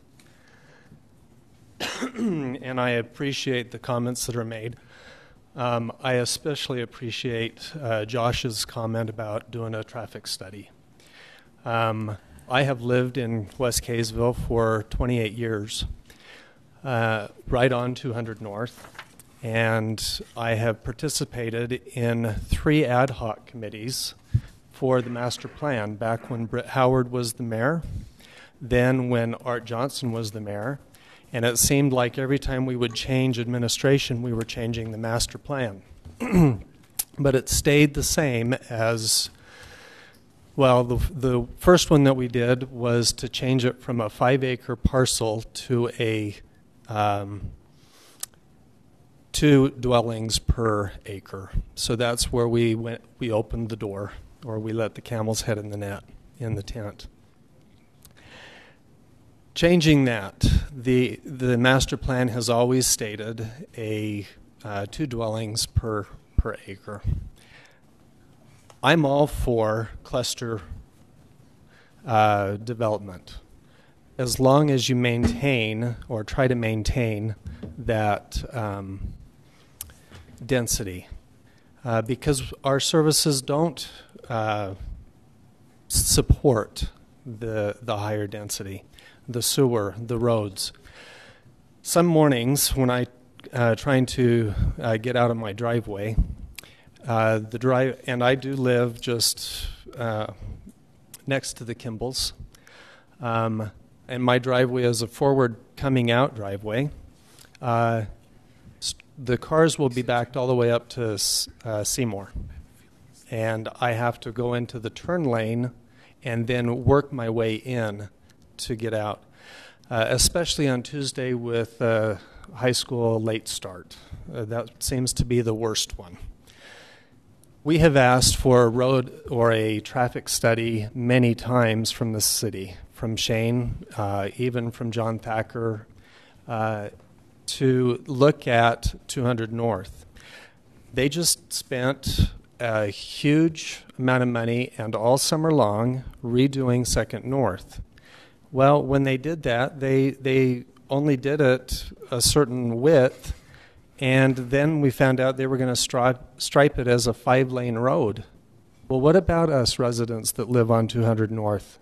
What happens to the parking, the people that come visit, the bike lane? We're trying to make it a walking community. So when Josh said something about traffic study, I would really appreciate it if you guys would have somebody do a complete traffic study to look at that. Where do the Millers that live out in front of me, where do their neighbors or their friends park? Their driveway's been taken away. So do you say they can't have visitors? What about the impact on the people that are our current residents? You've got a tough job, but you can do it. And I am opposed to the proposed development as it is. And I just say amen to a lot of the comments that are made. Thanks. Thank you.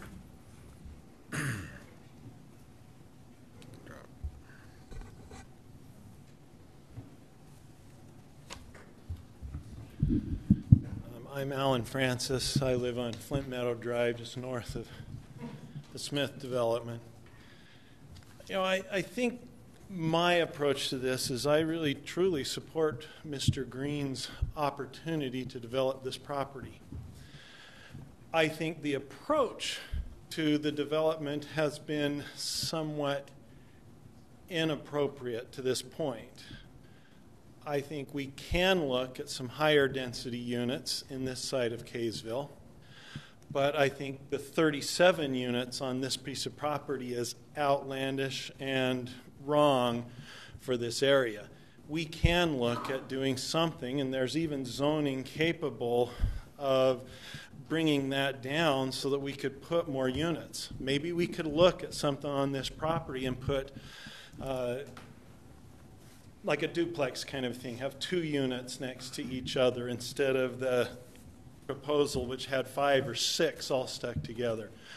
We can look at some other options here, and I think it's our due diligence to take the time, or at least ask the developer, to put 2 or 3 other options together so that we can look at it and as a community come to some kind of a proposal that would make this work.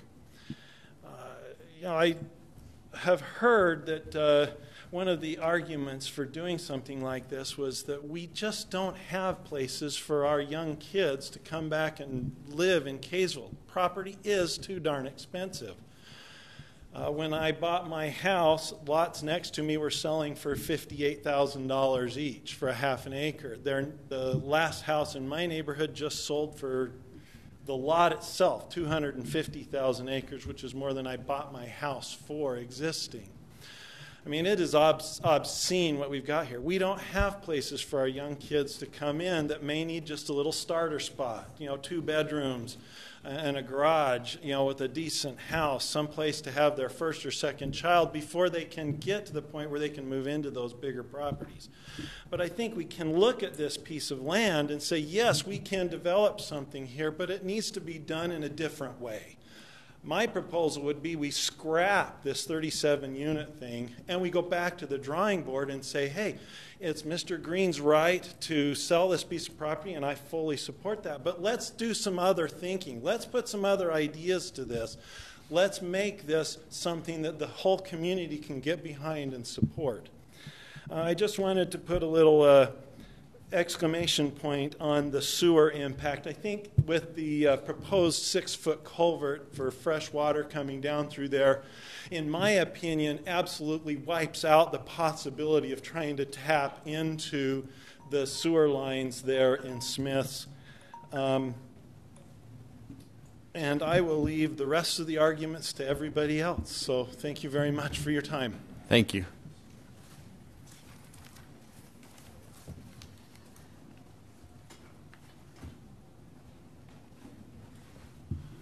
My name's Elton Over, and I live down on Willow Drive.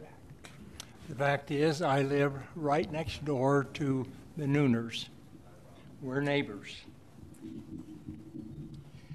If this project goes in like they're proposing it,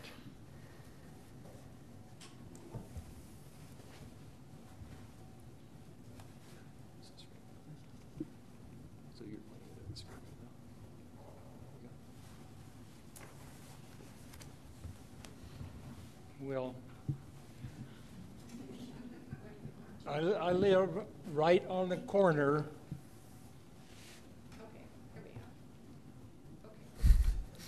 I live right where she's bouncing around there. Yes, I'll hold it on. My backyard, if I have 8 feet, like the city gives us, and the Nooners have 8 feet, we have 16 feet, and then we're running into these townhouses. I don't really know, get on the corner, please. The townhouses start there, and they go up towards Smith. I don't really know how many outhouses, how many townhouses they're going to put into that area. But they've taken the Nooners' backyard and they're making that into that subdivision with all those townhouses. I'm going to look out my living room window and look out and all I'm going to see is 2-story townhouses. The whole length up and down that area. I don't know how I can do this. I don't know how I can handle this. That it's totally going to destroy my whole backyard. And I can't go for it. Thank you. Thank you. We may have solved the sewer problem, though. Just get 37 outhouses. Yeah, exactly. Brilliant. I'm just saying,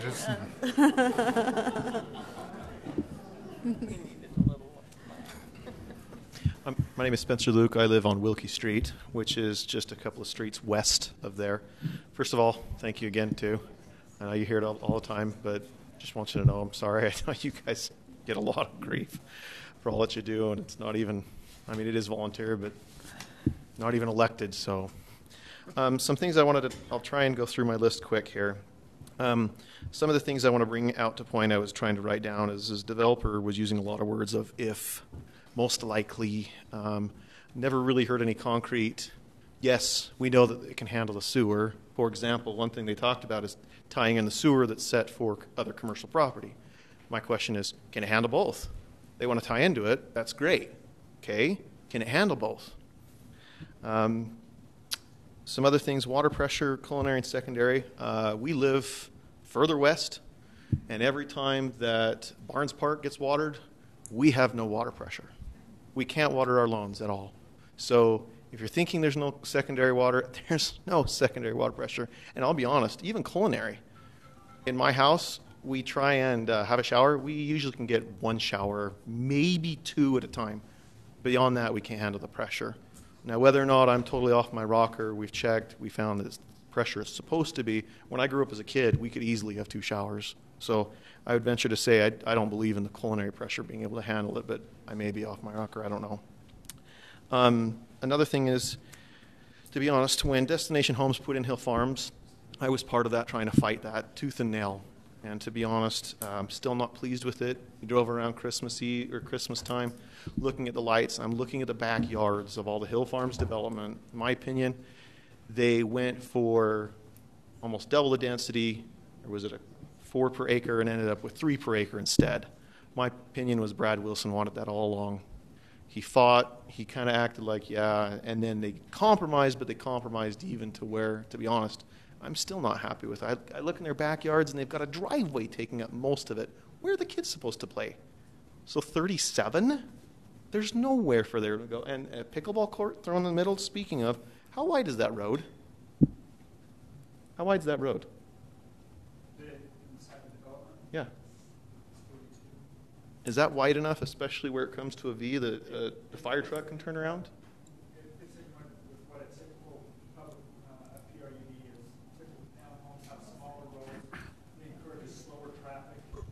Okay, can a fire truck turn around in that V? I know, when it comes to a V like this, can it turn around right there? I'll state the comments back unless the chair wants the back and forth with the public. We'll keep the comments off the mic so we can keep it on the record. Yeah, if there are questions of the developer, he can answer them later, or I'd be happy to. Question asked the developer. Sorry, I should do that. My question is just, can it really turn around? Because that was something. Another thing is the master plan.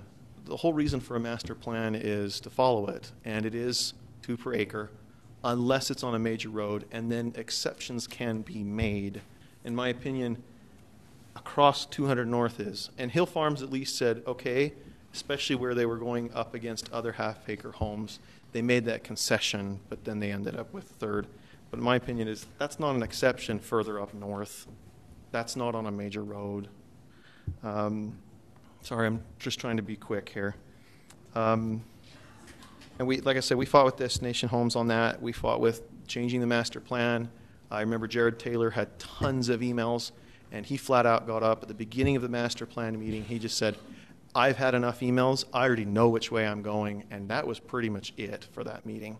Pretty much it went from master plan is remaining as it is. I'm a little frustrated. I kind of feel like, like with the Hill Farms development, I feel like the developer and the homeowner are going to leave with a lot of money, and the rest of us are going to stuck with lower home values and a traffic nightmare. That's another thing. For me to turn left, east onto on 200 North already is hard. How are we going to have, with all this traffic going into Smith's, how is it people coming out and coming west, how in the world are people going to get through that? They're not going to be able to get out. Another thing, townhome for $350,000, to me that doesn't seem affordable. There are homes that are out farther west that allow the same opportunity where they don't have as large of a yard. We already have places to be able to do that. We don't need an overcrowded place there. Townhomes are continuously turned over. Kind of a question for every little crowd is, how many people here have lived in townhomes? Because I have. Was it great? It was when we lived there, but we were poor as dirt. And to be honest, it was obnoxious living next to the neighbors we lived next to. It seems like a lot of times townhome can bring in I'm not saying that they're criminals or anything like that, but it just seems to bring in junk. Okay? Hey, your time's up, so wrap it up, please. Okay. One other thing I did want to say is that, the lady said that these homes aren't, we need to invest in cheaper homes. These homes aren't any cheaper. They're expensive. And investing in infrastructure, the infrastructure is already there. And then kind of last of all is, when we did this with Joe Hill, he was just as confrontational and crying. And to be honest, I don't feel like that's very professional. Let's keep it. We're going to discuss the facts. We don't need to be confrontational. So, thank you. Thank you. Sorry, we got other people first.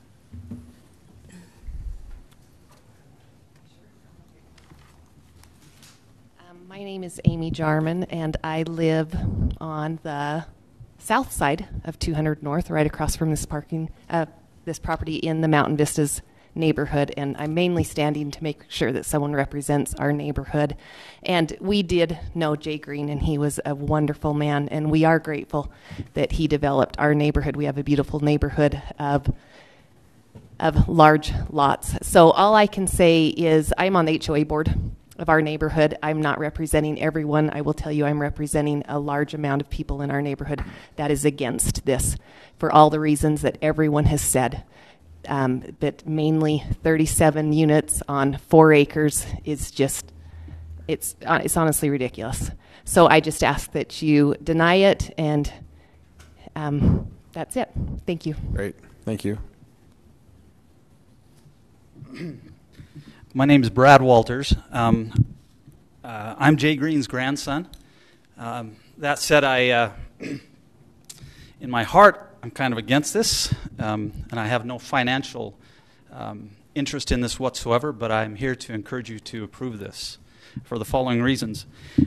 When I first experienced 200 North, I went from the railroad tracks down to Angel Street on my little go-kart when I was 8 years old, and I was pretty upset because a car passed me. That was my first experience with traffic, and I was pretty upset. Ever since then, it's kind of evolved, and we've seen everybody kind of have that emotion of, man, this place is getting crowded. I've lived on this street for many years. I moved because my son almost got hit when many of these people were just starting to move in here. So there's a lot of feelings, and I get that, about what's going on here. But I'd ask you to separate the feelings from the facts. And the first fact is that this is a main road, and under the general plan, it is authorized to have this many homes. As a businessman, I actually think 37 is not enough. As a father of a bunch of kids, I think it should be 100, because I want them here. I don't want them down in Sandy. I think that the facts will prove that traffic's going to be bad. You can do a survey right here, or go 300 yards to the east, and it's 6 o'clock at night, and you're going to say traffic's horrible. But as my engineering friends have alluded, a lot of problems. The facts are those problems exist, but those problems get resolved. Just like that street that was dirt when I was riding my little go-kart is now a 2-4 lane or whatever it is, and it's going to evolve. And so as you think about what the facts are, please make sure that they have a louder voice than the feelings. And the final thought that I'd share with you is the future. If you want to know where Kaysville's going, I, as a planning commission, not to tell you your job, but I work in Salt Lake, and I work with people that have lived there their entire lives. And if you drive down 33rd South, 45th South, this is what happened there not that many decades ago. And so looking forward, 200 North will be a main thoroughfare. And I'd encourage you to take the chance now to consider what goes there. Is this going to be 37 homes of people that are there half the time because they're off traveling somewhere and they're great neighbors, just like I consider most of these people? But I was pretty upset when my horses got out and ran through mountain vistas, and I felt horrible, and they're yelling at me, and I'm going, I was here first. We had cattle get hit right there a number of times. It's tough. Feelings are hard, but the facts are it's evolving. People are moving. And so if you think about what the future is what Salt Lake City is. And so if you just plan for that. We've had people approach us asking about medical marijuana facilities. They're fishing around for a state liquor store, I'm sure you've heard about. As a landowner, it worries me what this could become. And so I'd encourage you, or I'd ask you to consider this closely, what the facts are, and if you would please, in an expeditious way, approve this so that we can get good homes in there with good people that can be good neighbors like the people that are represented here. Thank you. Thank you.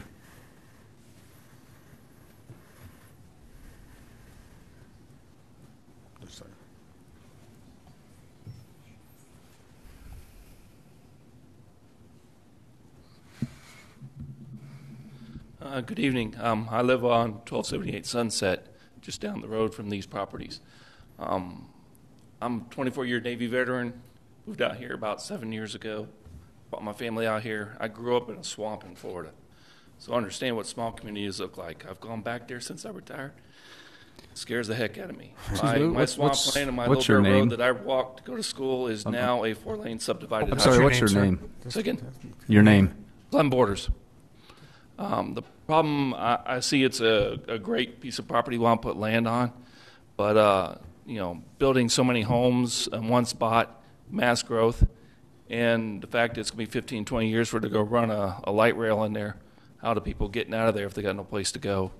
I drive that road every day to take my kids to either karate class or to run to physical therapy or to the gym, and just to get past Smith sometimes is a 3-light process, just going down Flint Street.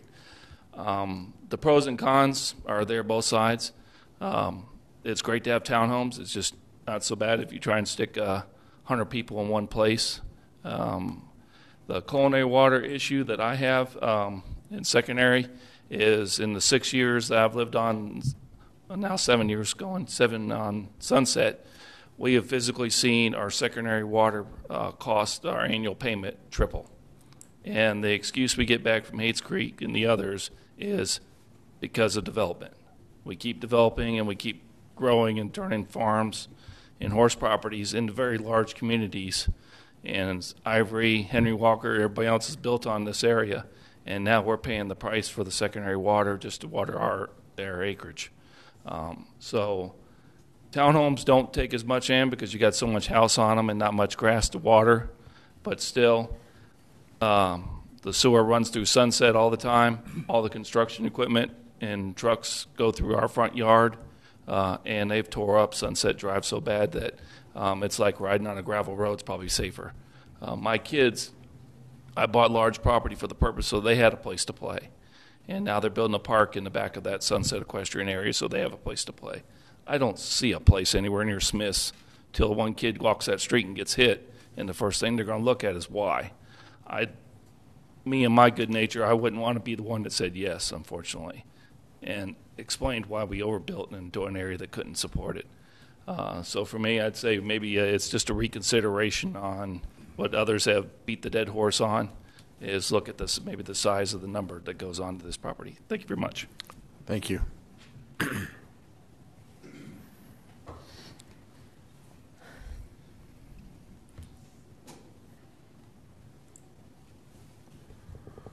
Okay, anyone else?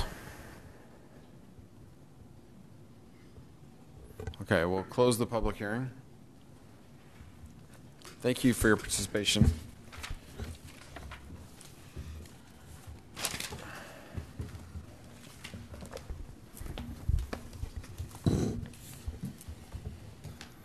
Well, there was mention of a... TA does own and control the corridor. Right. It wasn't too many years ago when we did the rail-to-trail process and converted it from an actual tracks to the asphalt pavement that you see there today. I'm not aware of... I've heard talk of light rail just conceptually. They do try to protect their right that if in the case someday that makes sense that they would be able to do it. But I'm not aware of any upcoming plans that are finite or definitive that really have fruition to happen. Okay. Yeah, I can echo that.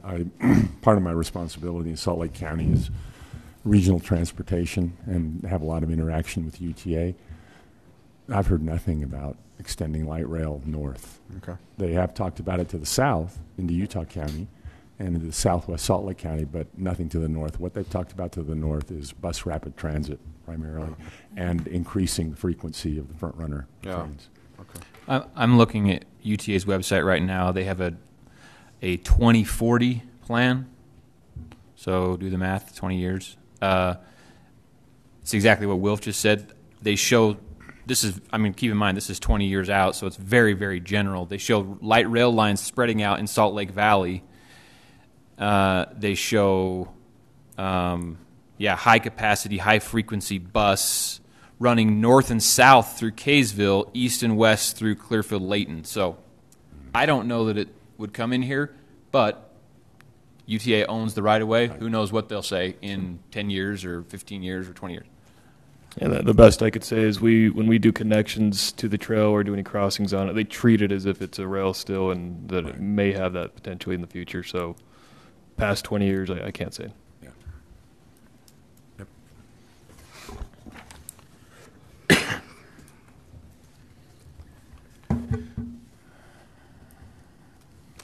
Where do we start?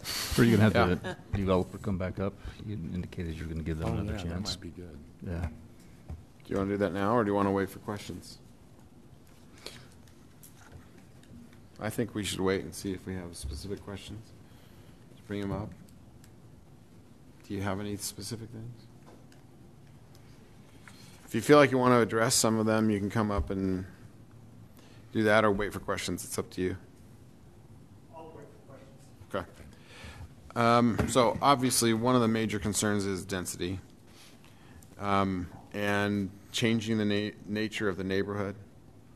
And there was mention of a buffer, and I'm a little bit, I'd like to know what we could put there, because we have Smith's, which is a nice development, but it's definitely commercial. And then we have the nice residential, 2 per acre lots. And what is going to go there? Would other 2 acre, half acre lots, residential homes go in there? Would they want to be next to the pipe? I don't know. I think that's a difficult question. And then, regardless of whether the track station comes or not, we all know that 200 North is going to have a tremendous growth when the new highway comes in. So that's a concern for me, is what else can we put there? or what else will go there? I have a question for the developer. I was just wondering, so you said that the owner, yeah, go ahead, thank you. So one of you mentioned the property is for sale. I'm just curious, have you had any activity, like you said, what kind of interest have you had as far as what could be there, possibly? That's probably just a good question for Robert also.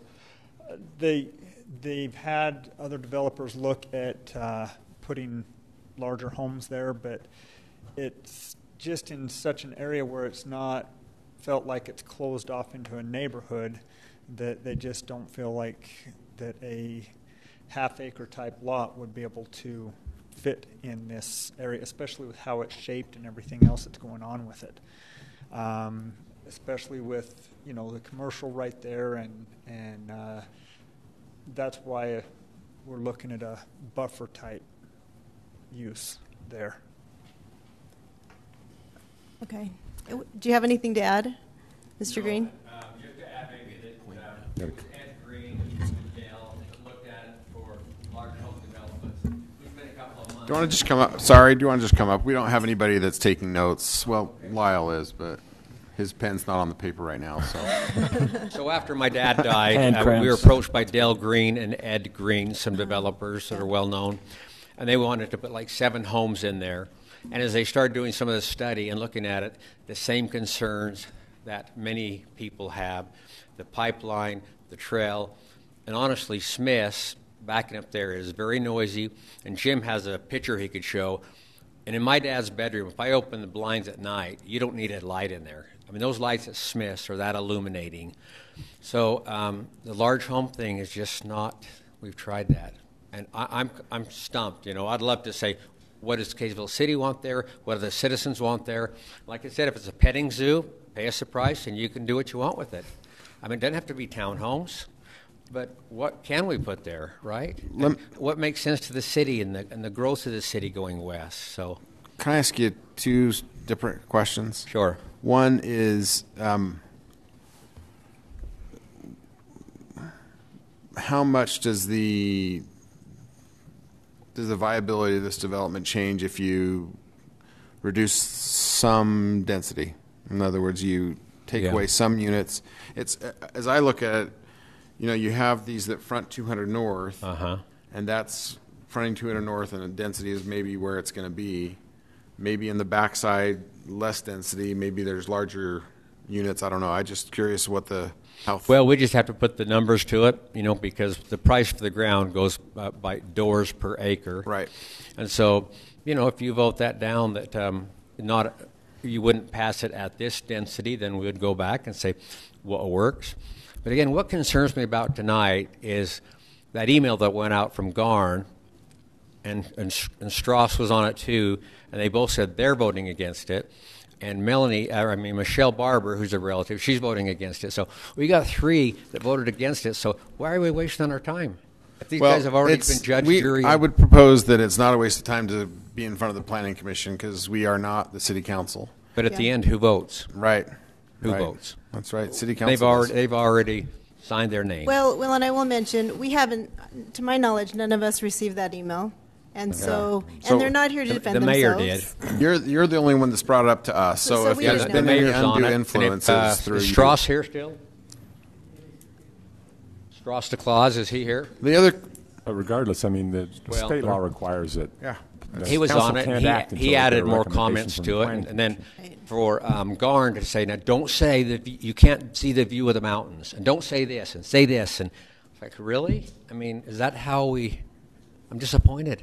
I'm sorry. Yeah. I really am. I just feel like tonight we wasted our time. Let me ask you another question, if it's not too much of a switch. And so tell me about the so what properties are bound by these CC&Rs?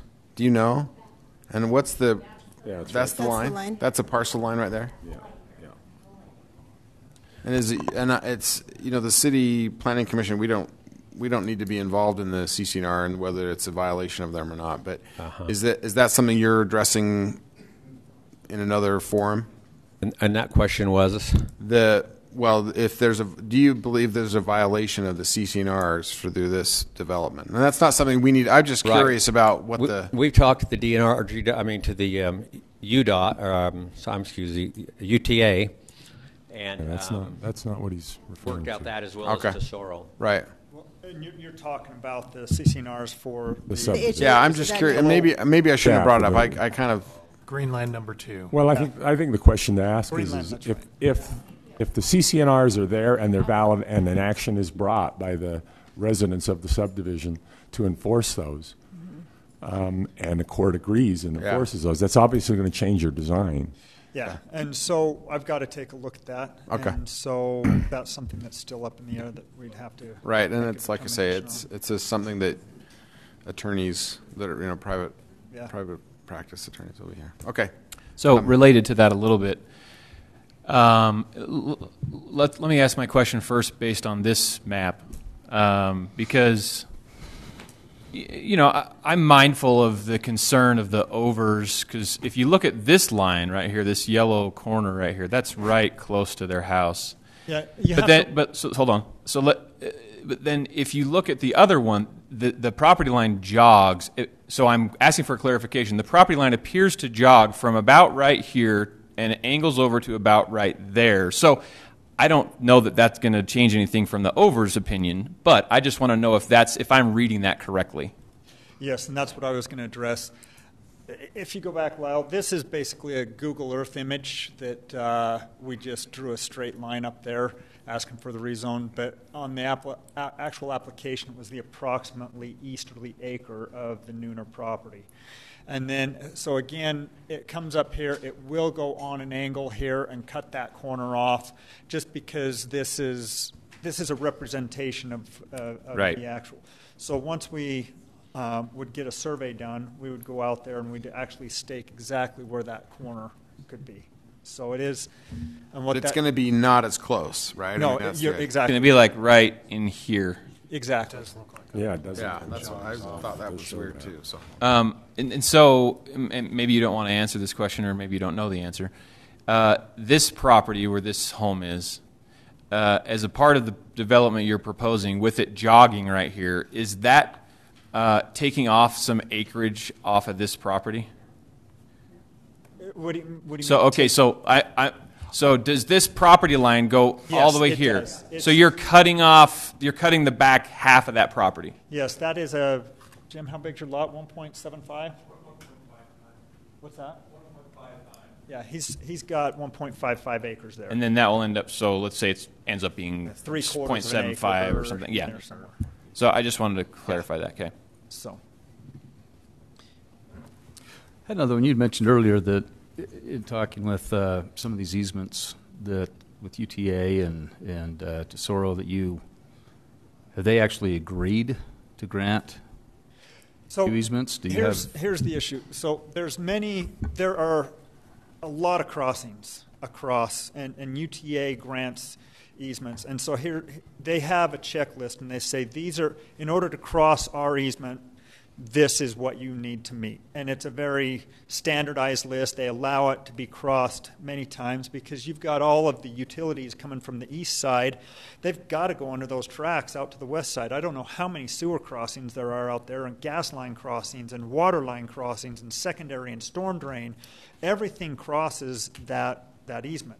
And so as development continues up on the east side, and they're having to add, storm drain capacity, sewer line capacity, they're continuing to cross that easement all the time. So it's an 8 to 10 week process that you have to submit your plans, your actual engineered plans. This is where we're going. This is what we're doing. UTA reviews it. They say, okay, this looks good. This looks good. Here's our checklist. You need to change this and this. Just very similar to like what you go through with the city. And then you obtain a permit, and they have you sleeve underneath there, so when you run your lines through there, it's an actual sleeve product, so if in case anything needs to happen, you pull it out and you put it back in.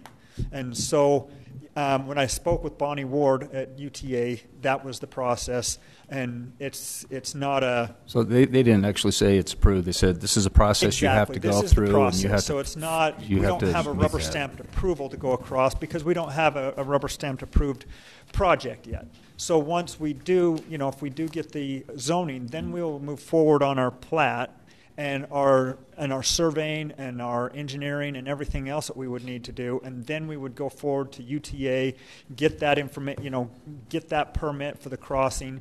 Tesoro was a similar process, but their comment was, yes, we're crossed all the time. I mean, it has to be. I mean, for how many utilities and how big the east and west side are growing and things that are happening, things have to go underneath that all the time. So, in fact, we were down at Central Davis Sewer District here a couple of weeks ago, and just right up here and about this area right here, there's a crossing right there that they've got right across the tracks. It's a main trunk line that goes across the tracks, probably a quarter mile north of this. So it is something that's done all the time, and I don't know how many, storm drain lines typically are anywhere from 2 foot to 3 foot lines, and I'm sure that there's all kinds of storm drain lines underneath those tracks to get all the storm water from the east side all the way out to the lake. Okay, thanks. I have a question about just the design of the subdivision.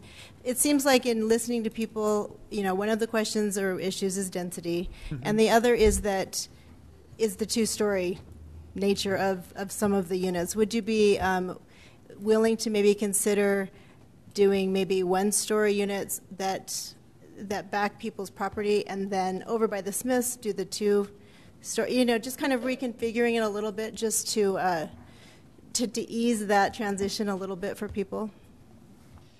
And I don't even know if you can even answer that right on the fly, but I'm just curious if you'd be willing to look at some things. We've seen other product that has like a one-story on the end unit, and we just know that they don't sell nearly as well. I had a partner do another project up in West Haven, and they had some one-story units on the end, and it just... They were the hardest selling units. They were the last ones that they had to sell, and so I'd be willing to have some discussions and talk with neighbors and see what we could do. I think that to Mr. Over's concern, you can see where the line is that was drawn originally. Came over, and it wasn't done intentionally. It was just as we were putting the property together as we were looking at. But you can see that this comes over another 20, 25 feet from where it went up straight, and so there's some discussion that we can have of maybe if we can bring it in a little bit further off the property line. I don't know. That's why I say we've got to get to the point of actual design before we've got to get past this point to actually start the actual hardscape design on it. Yeah, that's part of the question that I have, I guess, and I'll just to let you know where I'm at. Just as a planner in general, and having done this for a number of years, a community that has a lot of mixed or has some mixed densities, mixed uses, and so on, really they seem to be more vibrant. More vital communities seem to work better and well, and so I'm inclined to think that if we can mix some things in, most of West Kaysville is developed at this point. There's not a lot of land left to be developed, and if we can get some mixture in there of some of the types of housing, I think that would be beneficial. I do too. To the community, and as the plan talks about allowing potentially for higher densities along major streets, this would fit that. This property is adjacent to a rail trail, to a gas line, to a Smith's. It seems like a good property to consider for doing something like that. It's not something that's tucked right into the middle, completely surrounded by single-family residential. So I'm inclined to think this this has some good justification for allowing for higher density residential. Having said that, I worry a little bit about the design and the potential, and maybe trying to get into more of the detail of design. And some of the people that have spoken here tonight have mentioned that as well. I got the sense from some of them that they might be open to the idea if the design could be something they could address and have some input on. And I kind of feel the same way. I think it would be good to take a little bit more of a closer look at the design. And Lyle, I don't know how far you normally go in rezoning applications here, but it seems like that the city sometimes does do. I mean, you have development agreements. I don't know how detailed you want to get in those, but that's a potential looking some design. And then the other question I have for you is, how do we get to a density number with the PRD? I mean, I look at the 8,000 square foot lots as a minimum in the R2 zone, which is about 5 units per acre. Which would be about 20 units or so on this property. So how do we get to the higher number under the PRD? And I'd look it up, but I can't get it off the internet. So within the PRD chapter of Title 17, it speaks specifically to the different zoning designations and how many units per square foot can be had. So under the R2 designation, it's 4,000 square feet per unit as allowed. So then it allows them to be creative on how that's configured, clustered, or however, but that's how you arrive at the maximum potential density. But that's the maximum. It's not necessarily, it's something, I guess, under the PRD, that's something you negotiate, I guess. Correct. Right? And to the point of the development review agreement, they were all across the board on how much detail is asked for. I think it's up to the city planning commission recommendation and ultimately the council as to how much needs to be in there. So we could put in there a limitation on 5 units per acre or whatever. Yeah, you could limit it as much as you feel is appropriate. Whether or not the developer is willing to accept it, this is the other side of the coin. You could ask that all the houses be purple. That's ridiculous there. But for example, the type of detail. So architecture, the applicant has. Provided, however, it was after I put together the packet and the staff report, some examples of what the architecture might look like. So that's, as noted, kind of the missing exhibit. You can tie them to percentage of brick or certain setbacks, certain height requirements. You do have that prerogative, but again, it's got to be acceptable to those proposing the development as well. So, sure, absolutely. And if the development agreement doesn't ever get penned, then does this rezone become invalid? I mean, voided? Yeah, essentially, the way it's crafted, and have to dig into it again on the details, but so it runs with the land, and so we could give them the zone, but whether it's this property owner or developer or the next, it would run contiguously until somebody works within those confines of the agreement, I believe is the way that it's written. So the zone, that if it happens, stays on, even if the development agreement's not fully executed by the I believe so. developer. And there may be, or we could put in or ensure that there are provisions that if it's not done within a certain amount of time. Yeah, or I just. So I forget if that's in the specific agreement, and I apologize not to have that. But certainly we could craft that if that's a concern. So either what's desired by the development agreement is required of whoever eventually develops it, or that if you're just comfortable with a specific individual, it doesn't have to pass from assignee to assignee or over time or a time limit. That type of language could be added, and again, depending on being executed fully by both parties as an agreement, move forward. Well, I'll kind of mention where I'm at a little bit with this. Can I interrupt for 1 second? Sure. Do you want the developer to stand? You're I welcome to sit if you want. So whatever you want to do. No, there might be a couple responses he might want to make to it. Certainly. Who was it? I think it was Brad made the comment. Try to separate facts from feelings. This is an emotional issue because it's in the neighborhoods, and we do have to up here try to separate facts from feelings and look at it objectively from that area. And when I look at where we're at with the general plan, and the general plan it's evolving plan. It's a living document that is continually looked at every several years. It's not the same as it was 20 years ago or 15 years ago or 10 years ago or 5 years ago. And I think that's why the mayor wants to take another look at it and redo it. So it's a living document, a living plan, but it gives us some direction and discretion and guidelines. And as I look at it, this does fit in an area that would qualify in my mind for higher density housing. Now the question is what would be reasonable higher density in there? When you were here last time, we made the recommendation, maybe talk to the residents, and you even made the comment that was a mistake you made. I would agree. Several people commented that other developments they've talked to. I wasn't crazy about this plan initially, and I even think I said I'm actually in favor of some type of higher density development in here, but I didn't particularly like this. I pointed to a development, and I still don't know the name of it, northwest of the high school. It's Rambler, really nice development. And there's been a couple of people that have mentioned, maybe give us 2 or 3 design options, something to look at in here. Personally, I think 37 is too high for this. I don't think it flows. Maybe it's 25, maybe it's 30.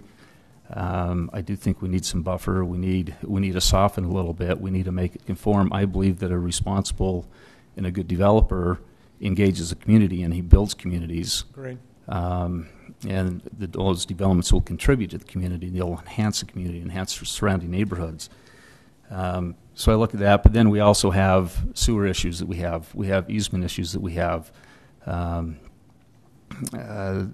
traffic, we still have some traffic issues. We have, I would like to really know what the impact is on the storm water runoff that Paula Waldrop talked about. How would this really impact down on Seymour Drive and some of the other areas? Typically on what engineers, and correct me if I'm wrong, there would have to be detention basins on this, and so our stormwater would have to be retained and distributed into the city system in a metered fashion. I'm assuming. Where would those detention basins go in here? CFS or something. That's well, that's why I say we'd probably end up having it in the backs of the units along that area, in this area right here.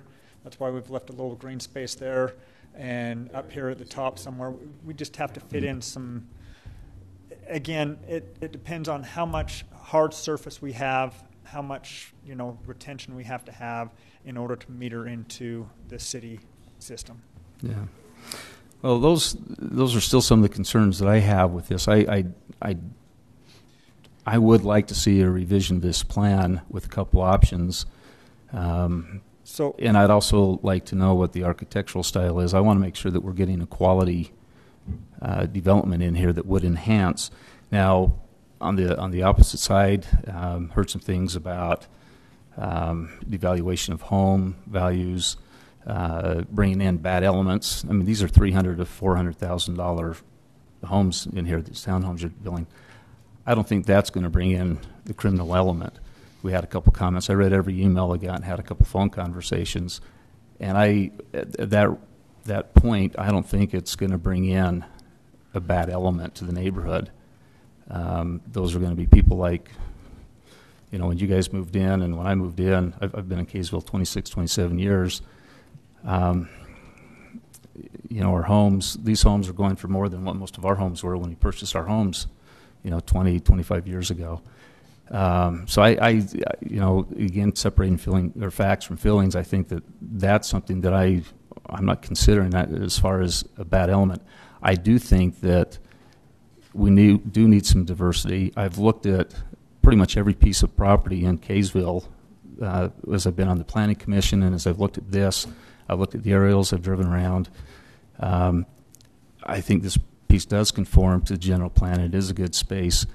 There's been comments about setting precedents. I don't think this is going to set a precedence. We look at everything a case-by-case basis, and we try to do the best. We try to make good decisions here, and then forward on to the city council. So I'm in favor of higher density.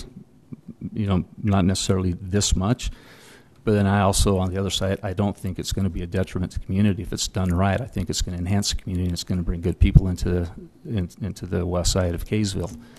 And so that's kind of where I'm at. I would still like to see something I feel more comfortable with. I'll echo what's been said. I like the idea of diverse housing. I think we need it. I know that in Kaysville we do need it, and it's going to happen. And as long as we, like some people mentioned, well, what will the future look like? We do need to control it. We do need to say, okay, this is what fits here. I don't like the design necessarily. I think that in order to kind of allow people to ease themselves into this concept of more dense housing, it could be done better. And maybe you guys were in a hurry to put something together and you maybe didn't want to spend a lot of money.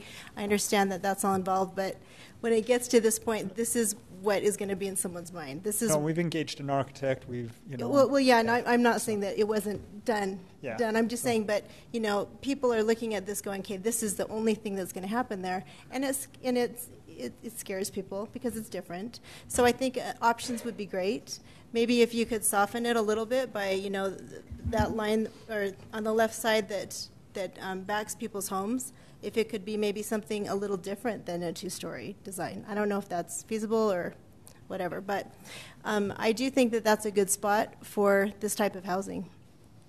I do think it's also too many houses because, and the reason I would say that because I'm not opposed to a lot of houses in one area. It's just that it just seems really awkward. It just seems like it'd be really hard to drive around in there and not get stuck, and the access from 200 North, just having one road, I think that's a lot of houses for one road. But I know that you still have to work out all of those things. So like Gary said, I would love to see some other options. And I think the other thing is we'd really like to see more of a development agreement in play. And I do have one question. There's an assignment clause in that agreement. Is your intention, well, and maybe you don't want to share it, but to perhaps assign it to someone else, or is that just a... At this point in time, I planned on building it out. Okay. But you never know. I mean... Yeah, you never know. You never know. And we put that in frequently, so I think that was our language. Is that... Okay. All right. And typically, I've purchased townhome products from other developers, and typically when a townhome project is sold, you buy the plans, you buy everything with it, because the lot lines are specific to the actual house plan. Yeah.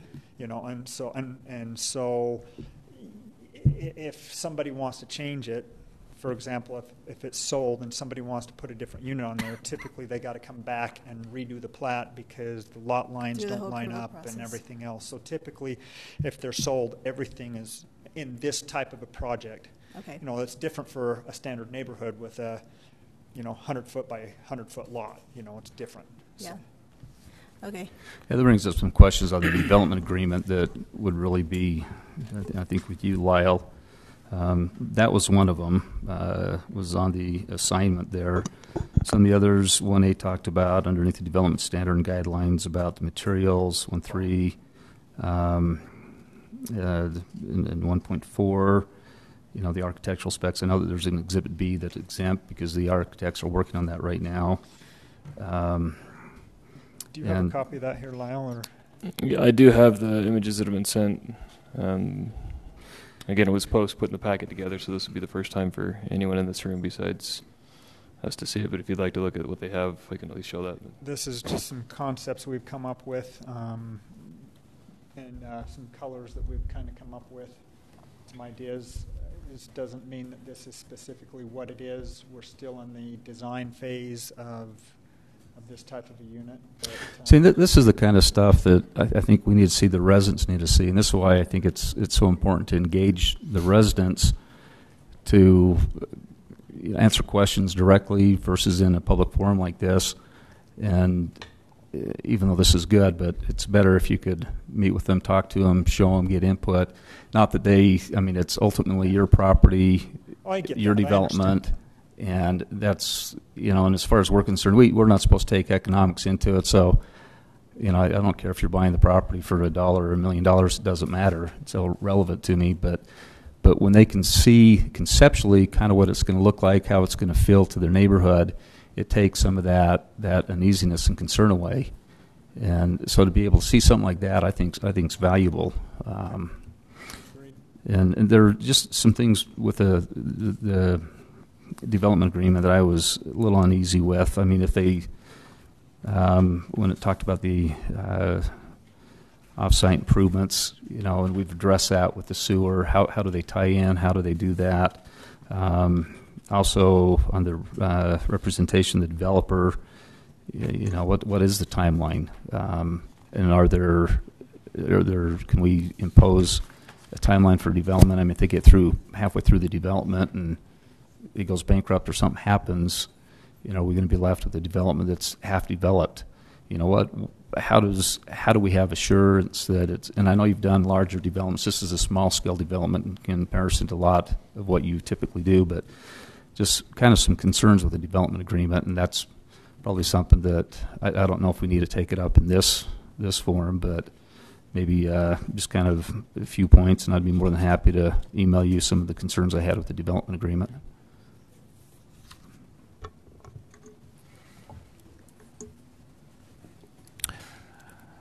I have a lot of comments actually, but I have a question for. I thought you were holding out on us. Surprise, right? But I actually have a question that I'm curious of what Wilf's explanation is. Wilf's kind of our resident expert. If you didn't know, I mean, don't put me in that role. You could Google Wilf Summercorn and you'd see what he knows about these subjects. You can Google him. I'm sure. I haven't, but I guess. So there was a question made. Or there was a comment made, at least one, and I think at least one or two of the emails asked or made the point that this is spot zoning. So would you mind explaining what spot zoning is and maybe offer your thoughts on whether you think this is or isn't? So spot zoning was a concept years ago. It was kind of the principle that when you zoned an area, you kind of tried to get a consistent zoning, and then if you took just one or two little properties out and zoned them something different, that was spot zoning, and it was against the concept and really not allowed. But really there is really no such thing as spot zoning now. People call it that because you're only rezoning one or two small properties out. But if your plan allows for that, if it says, for example, you say this is generally a residential area, but we will allow for some commercial or some higher density residential, without specifying exactly where it is, well, then you can do that and still be consistent with the plan, and so it's not really spot zoning. Yeah. I think it's important to note, too, that we're not creating an island here. We're not trying to plop this in the middle of Dean Circle a couple blocks away and say we want this in the middle of this R120. This is on the edge of this zone that, again, we've talked a number of times about this as a buffer between the commercial and residential. It's not plopped in the middle of this. It's not an island zone that we're trying to create here. Well, and a lot of people mentioned, you know, I like high density housing. I'm not opposed to it. Well, where else? I mean, but this is a great place for it. Yeah, it's a great place for it. So. I have kind of actually sort of a broad comment. It's actually, I think it's a plea for civility. And more specifically, and I think by and large, it's been civil today. It has been, I think. But what's more concerning to me, and this is just sort of on a soapbox and not really related to zoning, because it comes up enough that we see it that I just want to say something. I know all of us are reasonable people and we have reasonable minds, and sometimes we differ. I presume that all of you are reasonable people. And reasonable minds can differ on this, and I hope that just because you have a different opinion about this than your neighbor does, that it doesn't affect your neighborliness. That you see each other in Smith's, or it used to be Bowman's, right? Maybe you go to Smith's now. That you don't give each other the cold shoulder because you disagreed on a zoning issue. or you see each other somewhere else, walking in the neighborhood, see each other at church, that this does not become divisive, because it shouldn't be. I expect everyone to have different opinions. We all expect it. But if it affects the neighborliness of what's going on out here, then when we all stand up and say how wonderful Kaysville is because we're all good neighbors, it kind of falls on deaf ears a little bit. So that's, I guess, just a little bit of a plea. You all have to go live with each other after you leave here. Don't let the differing opinions affect what we have in Kaysville. So now I'm off my soapbox. I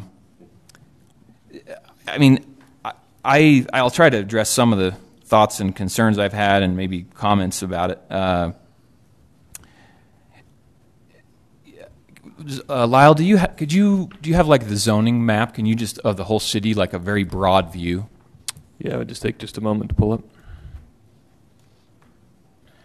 And my comment is a couple fold, at least the first comment. I thought to myself, okay, has there been anywhere else? And if so, where else have we done something like this? Now, every property inherently is going to be different.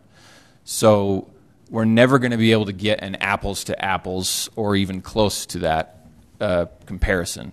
We can try.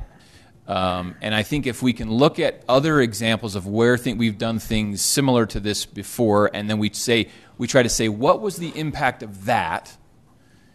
And then say, how would those impacts be similar here or be different here?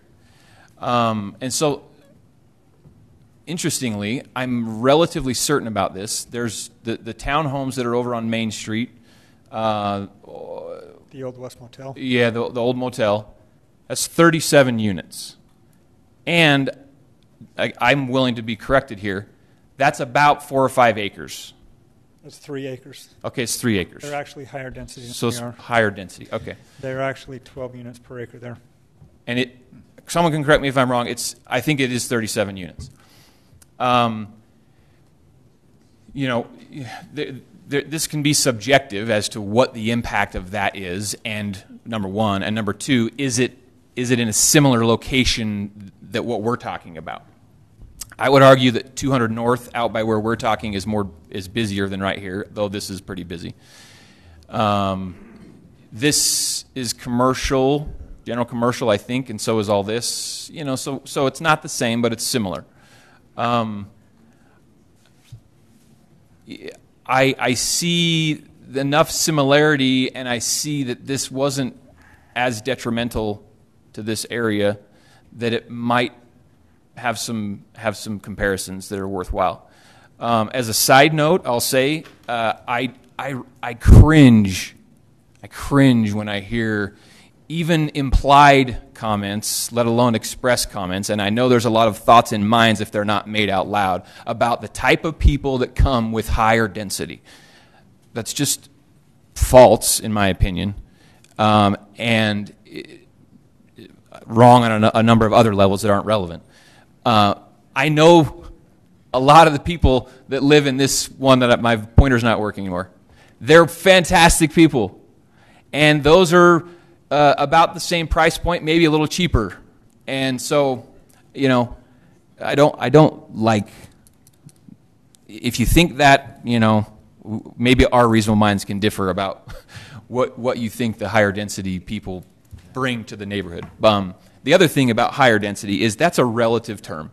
If you pulled the spectrum of housing density in the country, or more specifically in Utah, this would, and you said zero density, nothing on a piece of property, to the highest density we have, and you put something in the middle. I think this falls on the less dense side of the line of halfway through. Does that make sense? So is it higher density for West Kaysville or even Kaysville in general? Yeah, it's a little higher density than what we have, but it's in relative terms, it's not that dense. Now, remember what I said about reasonable minds differing in opinions and having civility? I know that there's going to be a difference of opinion on that. That's just my opinion. So to me, 37 units is not too dense. I think if we, did you get that? Go back to that broader zoning one. Yeah, sorry. If we look at, let me just, it's been quoted or talked about. Let me see if I can find it really quick. The general plan language we're talking about. I just want to read it and bear with me. The general plan that we have talks about what is the general principles that we should follow when we look at housing development in Kaysville. And it kind of has two categories. It says housing should be located throughout the city and restricted only where it's incompatible with other necessary uses. And then number one, west of I-15, allows 0 to 2 units per acre with some higher density housing along the major streets. That's what we've talked about a number of times. That does not mean 2 or half-acre lots. I say this a lot. That does not mean half-acre lots. It means 2 units per acre. And if we need to explain that, we can, but there's a difference there. But then I think it's important to talk about east of I-15, which you're like, we don't care about that. That's east of I-15. East of I-15 allows 0 to 5 units per acre with some higher density housing. I would argue that all of our quote-unquote relative term higher density housing in Kaysville is east of I-15 right now. You can say, well, we got Hill Farms and we got, R18 or whatever it was that's going out in Perry right here, and other LD zones that have gone through. My opinion is that's not high density. The high density in Kaysville is over here on Mutton Hollow, Francis Peak Apartments. There's some townhomes over there. There's the townhomes I just mentioned. There's Wad Square, whatever it's called now, Jerry Burnett Apartments, I think. Right, so that is higher density, in my opinion. This is less dense than that, and it would be the only one west of I-15, in my opinion. So I think it makes a little sense to go here. And then the other thing is we have to keep in mind, this is going to be a highway in 5 years or thereabouts. It'll be under construction in 2-3 years. Okay, 2 or 3 years. The Legacy, it's West Davis Corridor. It's basically Legacy Highway is going in right here. So as much as I loved the times when I pheasant hunted at the bottom of Schick Lane, there's going to be a freeway there. They've paved paradise, right? And so the character of this is changing, and it has changed. The demographics of Kaysville, of Utah, are changing, and there is a need, in my opinion, for housing like this, for price points like this. There was an email, and I could be wrong. Someone correct me. It was like maybe 6 or 8, maybe not even that many homes currently listed for sale in Kaysville that are under $300,000. Was that close? That was some stats I think I pulled off the MLS last meeting that we had. Yeah, and I think we got an email about it too. I don't know anyway. Okay. So that's a concern, right? The quality of people that come in here and the way that they're going to be kept up. If we just look at other examples in Kaysville, it's not going to be an eyesore. Now, that might ring hollow to people who are right here. I understand that, and there's just trade-offs, I guess, there. So the utility concerns, the sewer concern, the easement concern, the stormwater concern, in my opinion, those things can be addressed. And in fact, that's the beauty of development. Guess who gets to pay for it? Not all of you. The developer pays for it. And now we can talk about semantics there, but the developer pays for those improvements. The developer can even step in and solve your problem, or at least try to. Right now there's nothing being done. The city's not doing it. The developer can come in and try to address stormwater or sewer or whatever, and it's on the developer's dime. When you get multiple houses, more rooftops, guess what also? This isn't a concern for me if I were on the city council or the planning commissioner. Guess what also happens? You get more taxes, more people that can help pay for the infrastructure that gets degraded and needs to be improved. So anyway, I don't know if that might not be all my comments, but that you can see where I'm at. I guess the easements and the utilities, those can be addressed. We probably, we don't want to know what's under the ground. There's gas lines everywhere. There's utility lines everywhere. There we go. Traffic. So traffic, I think I would prefer, and in my opinion, doesn't need to wait. It doesn't need to be held up here for traffic. But I would suggest that before the city council votes on this, that there be a traffic study done for this particular, the impact of this particular proposal as to what impact it's going to have traffic-wise versus what would come in under this zone or like an R120 or something. So you have a better idea of the impact. So that's one suggestion I would make. But anyway, I hope you see that we struggle with this, right? That at least I'm not the one to say that mine's the right way or it's the best way. It's just that's the view that I see it. We're trying our best to do what we think is best for Kaysville and recommend to the city what we think is best for Kaysville, both immediately around here and then as Kaysville as a whole. And so, we're trying to make a good planning decision here, and I think all of you want what's best for everyone too. We can't just assume each other's motives. Assume the best, and don't let differing opinions change your relationship. So I guess I would be generally in favor of it after all that I just said. Well, Josh, I'll comment if you want to catch your breath for a minute. Yes, go. Okay. Because there's more to come.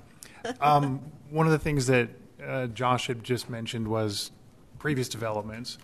And I'll tell you about one that's not too far from my home. There was a proposal a few years ago for condos on Mutton Hollow, about 500 West Mutton Hollow. It was zoned commercial. There was an old abandoned house that was on that particular plot of ground, and they came with a proposal for condos. I will tell you I was opposed to it, not because I was a neighbor, not because it wasn't going to improve the ground. Clearly, if you have an abandoned house, this is going to be an improvement, just like the Far West Motel. That was a disgrace in a number of levels. Those condos were an improvement. I was opposed to it in part because of the general plan and the way I interpreted it. The general plan states multiple housing units should consist mostly of duplexes, 2-unit structures, and some 3 to 6 unit structures dispersed throughout the city.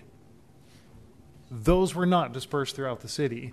Those were piled on top of several other high-density projects. That's why I was opposed to it. Josh mentioned previously, this is the first high-density west of I-15, somewhat dispersed throughout the city in accordance with the general plan. Now, that's how I interpret it. Some of you interpret it, no, it says 2 units per acre on the west side of Kaysville. That's your interpretation. You're welcome to that. That's not how I see it, because I do see with some higher density along major roads. I think we've clearly established that 200 North is a major road. That's one of the concerns we have. There's too much traffic. You can't get a whole lot more major than that. Maybe Main Street, but even that, it's right there with it. So the intent of the general plan was in areas exactly like this, we need a project similar to this. I have some concerns about the density. I've honestly worked in the apartment business for 30 years, and I fight density issues in every single city I have projects in, every single one. They hate the density. You drive on 4th South in Salt Lake City, and what do you see popping up virtually every single day? Another new apartment community. It happens. I was in Clearfield City Building today, and there's a ginormous city center apartments right across the street next to the health department. But guess what? Those are appropriate places for those high-density projects. They didn't plop it in the middle of a neighborhood. They chose something as a buffer between a busy road and neighborhoods.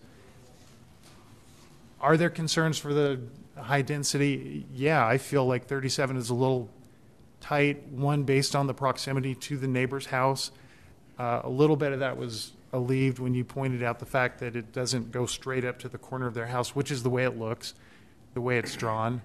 The proximity to the gas line, there's some concerns there, but I don't think we can not develop something on the chance that we're going to have a gas line explosion similar to something in Washington. We're never going to develop anything because we do have gas lines going throughout the city and probably closer to some of our homes than we really care to be. But I think in general this does meet the requirements or the recommendations of the general plan. I do have some concerns about the traffic there, but not necessarily terribly increased because of this project. I haven't seen a lot of increase in traffic going by my home because of these 28 units that were added. I just haven't. There's still a lot. I live just a few houses down from an elementary school. Guess what? I see traffic all the time. I didn't suddenly walk out and go, holy cow, what happened? They must have built 28 condos near my house. But we've had developments in the past. There's one recently at Fairfield and Crestwood, right across from Heritage Park, that the developer came to us and said, I'd like 12 units on this little plot of land. The neighbors came and said, we don't think it's compatible. We agreed. We asked them to pare it down. They drew it up as 8 units. We still felt it was a little bit excessive. And they were able to work out 5 units, which are currently under construction, one of which is occupied. It's a good look. The neighbors are happy with it. It's a good fit with the community.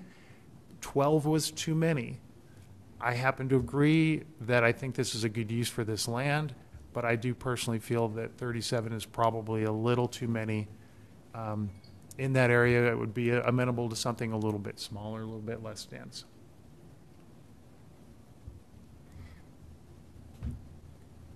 I have one more question for Lau. At this point, has fire department and/or police looked at this application over? Not in great details, but it has been brought. We meet weekly as a development review team. The police are rarely a part of that, but the fire department, based on their need for big equipment to go through, has commented just very little because we don't have dimensions, we don't have radii. It's a conceptual versus a subdivision type look.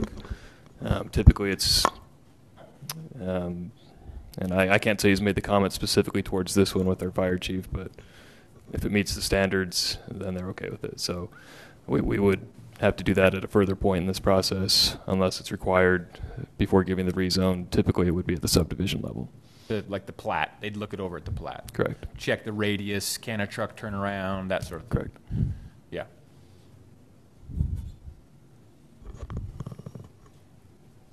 Lyle, I have a question for you. So at this point, this is an application for a rezone request, right? Correct. So are we at the point where we would want to ask for a more specific development agreement, or what happens if we didn't ask for that? Certainly, you could ask for a more specific development agreement if you feel that's appropriate. So because of the broad discretion and level of decision that you have in front of you, you could ask for the moon. Again, you may not get a consensus from the other side as to giving that.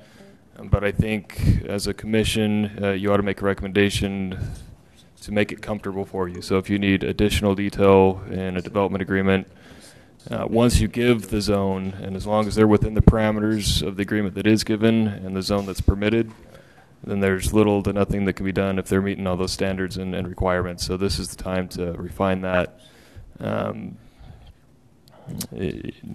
Certainly to again, a level where you're comfortable, set some parameters, and then they might be able to have to get a little creative within those once you start engineering and getting the survey details and other items on the property. So are you kind of saying that maybe the most appropriate thing would be to pass along a recommendation with a development agreement in place if there are certain things about the development that we would like to see. We would want to do it at this point before we approve or disapprove the. Yeah, and you could make a recommendation, in my opinion, in two ways. Again, if you're inclined to move it forward. So, of course, you can always recommend denial.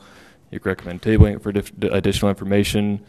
So you may like to see those changes to the development agreement. So if you're inclined to table it, tell them, come back with an agreement that includes X, Y, Z, certain items that you would like to see included.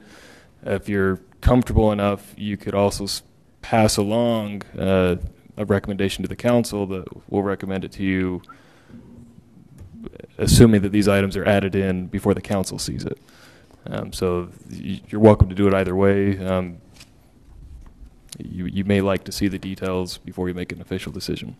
So I have a suggestion. Based on the comments that all of us have pretty much made, it seems like that we're comfortable with the concept of higher density here. And that we would probably look favorably on the rezone, but we would like to see some more detail and perhaps some changes in the design and the density level.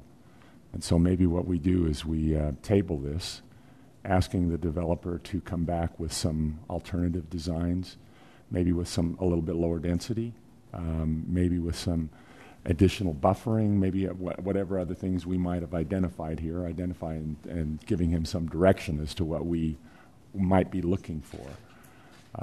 And in order to pass this on favorably with a favorable recommendation to the council for the rezone. Thank you for that explanation. I was struggling with that because I think we are all in agreement, but we just need more detail, and I would have felt uncomfortable making that recommendation that we pass it on at this point. I think the other thing with it, too, is if we table and we come back, it's something that we're comfortable with, we approve. If they can't solve the water, sewer issues, and some of the other issues, it's not going to go. And it may not even go if they can't resolve the HOA issue. Yeah. So, but based on what we have and what's before us, I like that idea. I hate to table again. I wish we could make a decision right now. But if I were to make a decision right now, even though I'm in favor of it, if we were forced, I'd say no. Is there a chance the owner's developer wants to have this go before the city council and doesn't want to have a table? I mean, do we care? Do we want to consider that? I mean, that would be my comment would be expressed about this is a waste of time. Well, my comment would be that if so it would take some hypotheticals in your own mind, but if you felt like it's possible that you could approve it if XYZ was done, I would say we forward a recommendation, we forward a vote, whether it's for or against, and you just append your what you want to see change, and then let the city council consider that. We could do that. So we could make a motion just that would list our say, concerns. Put conditions on it. Approve if with these conditions, or disapprove because we think there's too much density or whatever. Yeah, you could say I would be much more comfortable if there were 20 units or 30 units or 10 units or whatever. Or you could say traffic, for example. I would be much more comfortable if there was a traffic study, and if the traffic study said this, then I would be in favor. I mean, I don't know how we craft that. That's hard. I get it. But how do we do that? Because it's not a conditional use, but how do we place conditions where if we say, we're recommend approval based on the following conditions. Well, we can say they just be elements added to the development agreement. Yeah, it's part of the development agreement. Okay. We approve this as long as the density is reduced, or we can say we don't approve it because we think this, and then that message goes to the city council and they vote on it. And that's certainly a way to do it, and we can certainly do that, and I would say we should do that unless the applicant is willing to maybe bring us another design and give us another look at it that we might feel more comfortable with and base it on a more positive recommendation than that. And I guess that's up to the applicant. Maybe we need to ask the applicant how he feels at this point, what he'd Lyle, be can I willing ask to you have us just a do. quick question on this? If we forward a recommendation to the city council, is the applicant obligated to go to the city council then and seek that change, or could they come back to us and say, we didn't really like that recommendation, we want to change it slightly, and we want to present it this way? Because it sounds like already they have some concerns that no matter what we say, the city council's already said no, so what's the point? If we table this, does that give them the opportunity to come back with something different, perhaps meet with the community, whatever it might be, that they may feel like, hey, this at least has a shot with the city council if it gets forwarded with a positive recommendation from us. I don't want them to, whatever our recommendation is, to feel like, what's the point, throw it in the garbage and walk away. I want something that they'll feel good about. We could take this, feel good about going to the city council, and maybe change some minds, maybe convince a couple people, whatever it might be. I don't want them to feel like this is a useless process. It's a long question, so see if I can meet of it. So once you have made a recommendation, the typical process is that they would go to the city council, and a couple things can happen there. The council could make a decision on it. They could remand it back to the planning commission for further review and discussion.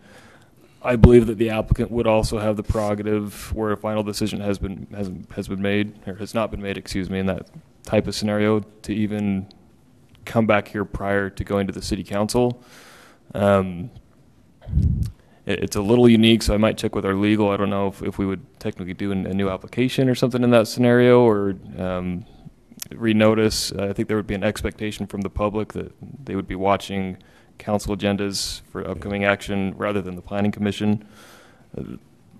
Technically, I'm sure it's feasible, but there are probably ways that we'd have to look at on how to handle that. Yes, it could come back to you. So I think the safest play would just be if you think it's got to come back and there's work to be done and you want to see more, perhaps just to table it where it will be back in front of you anyway. That can be with a time certain, or just table indefinitely until they're ready with the information that you want to see.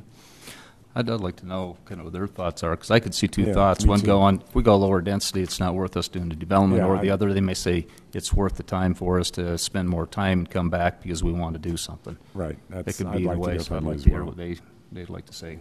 Mr. Chair? Well, and I was going to say, I would hope the city council hadn't really truly made up their mind yet. Hopefully they would wait for a recommendation and look at it. And I believe that they would look at it based upon. Well, under state code, they can't take any action until they get a recommendation from us. Yeah. Planning commission, they just can't do it. Yeah, well, that's what I'm saying. So if we tabled it and you had the opportunity to, tweak a couple things, and the public was a little more comfortable, and they had the buy-in, then maybe, like you said, there might be an opportunity for an easier pass on the city council. So, what would you guys like to have another public hearing? No, we've had our hearing, and now we've had two of them, which is pretty unique. It would just be okay. Yeah. Unless they changed it enough that it was a different, right? I mean, it's substantially So different that would be application. good. So we're not going to be bound by what you say, but what's your? You look like you were going to comment on this question about, would you rather have us send it to the city council with this mixed message that you're getting, or would you rather? No, I appreciate all the discussion, and I see how you're trying to take into consideration everybody's thoughts. I think it probably would be better if we had a few weeks if we were to table it and give us the opportunity to meet with the residents and the people that this affects, have some discussion with them, I would hope that I'm reasonable, as you had mentioned, and we can discuss. Not everybody gets everything they want. I don't get everything I want. So maybe we can sit down and discuss a few things and see how that would come to fruition. And then we come back, because I feel that by the comments that have been made tonight, that there is some thoughts that if we can engage the public and those this affects, then we will be able to talk with them, show them ideas, give them concepts, and be better neighbors and be able to do this. And then we can come back and then have a vote at that point in time. So that's probably the direction I would like to go. That would allow me to get with the owners and see what's, talk to them and get their thoughts, and they can likewise get my thoughts. I think, Lyle, they can actually, if they wanted to have a meeting with the residents, they can use here, can't they? We've often been open to helping convene neighborhood meetings if they want to have a neighborhood if the meeting space here, is available. So that's something somebody that we could had them in coordinate their home if or that's something. necessary. So let me ask this of the commission. We have obviously 3 different ways we can go. Favorable with some message or conditions, unfavorable with some message, or we can table it. Do you feel strongly about? I don't want to make a recommendation to the council with a bunch of conditions that we don't know they're willing to even entertain or do. I think we've got a little bit more responsibility and a little more duty to try to give them. We spent time on this, but if we were had to make it based on the decision or the facts we have right now, I don't think we have enough to make it. And even though I'm in favor, like I said before, given where we're at right now, I couldn't give a positive recommendation, without those conditions. But I'm not gonna impose those conditions. So I'd rather table it and put it back on them to go back to the drawing board, see what they can come up with, and to engage the community a little bit, the neighbors, and come up with some other options that maybe show better flow, some different conceptual designs or ideas, some of the architectural styles, maybe get some feedback. At this point, and I know you're aware of this, it's going to be a little bit of an uphill battle because we're kind of doing it at the end when it should have been done at the beginning, I think. But I think there's still an opportunity. I think everybody agrees something has to happen there. We just want to make sure it's the right thing. So do you want to make a motion? Yeah, I'll make a motion. Let me get back to here. Actually, when we were looking, I pulled up the MLS. There were 6 homes in Kaysville under 300. 6? And 6 homes under 300, and none of them, they're all 30, 40 years old. Zillow had 9. So They're all east of I-15. One is west. One is west. One's Okay. west. Way west. Yeah. Way west. So let me. And it's vacant. Okay. I didn't look inside. Let me get back to this. What do you want? So I will try to make a reasonable motion on this. Where am I at? Let me. I've gone way past it here. Right here. Haven't I? Oh, yeah. I'll go here instead of trying to find it back on my iPad there. Okay, I'll make a motion that we table the request to zone 4.1 acres of property at 1480 West Willow Drive and 1576 West 200 North from R120 single-family residential and RA residential agriculture to the R2 single-family or single and two-family residential zoning district to include a PRUD overlay for Robert Green and James Nooner, with the request and recommendation that you go back to the drawing board, come up with a couple different conceptual ideas that show some alternatives with some lower density and also architectural styles and flow, even the overall green space, buffers, and engagement with the neighbors. Does that work? Yeah, buffering. Do we want to ask for traffic study? Sewer. The traffic study. We kind of got a feel for what traffic flow can be. Well, just generally on the traffic. I think flow there's no inside. Question there would be more traffic generated than if it were just a few homes. Yeah. Obviously, but what you have to look at, I guess, is what's the overall impact on 200 North? How big of a difference does it make to 200 North, given what it currently is and what it's going to be when it's ultimately all developed? And it'll probably be a pretty small percentage. And that may actually be true. My biggest concern was with the connection and the ingress and egress coming in, but I think that I wouldn't recommend a full-scale traffic study engaging a full traffic engineer, but maybe. Do we want to ask them to address the CC&R issues with No, existing? no, that's not our issue. I don't even want to get into the CC&R issue. They need to resolve. But maybe a traffic study in general. I don't think I don't want to impose a full-blown scale traffic study, but maybe working with city staff and seeing what the overall impact would be based on the historical data and the future projections we have. Yeah, I think it might be good to see what the difference is in see what that net difference ADT's would be. average daily traffic.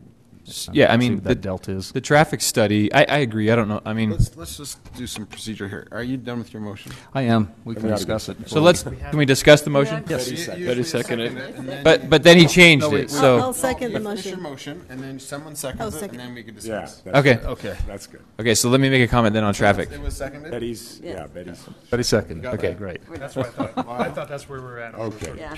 Anybody got a towel? Okay.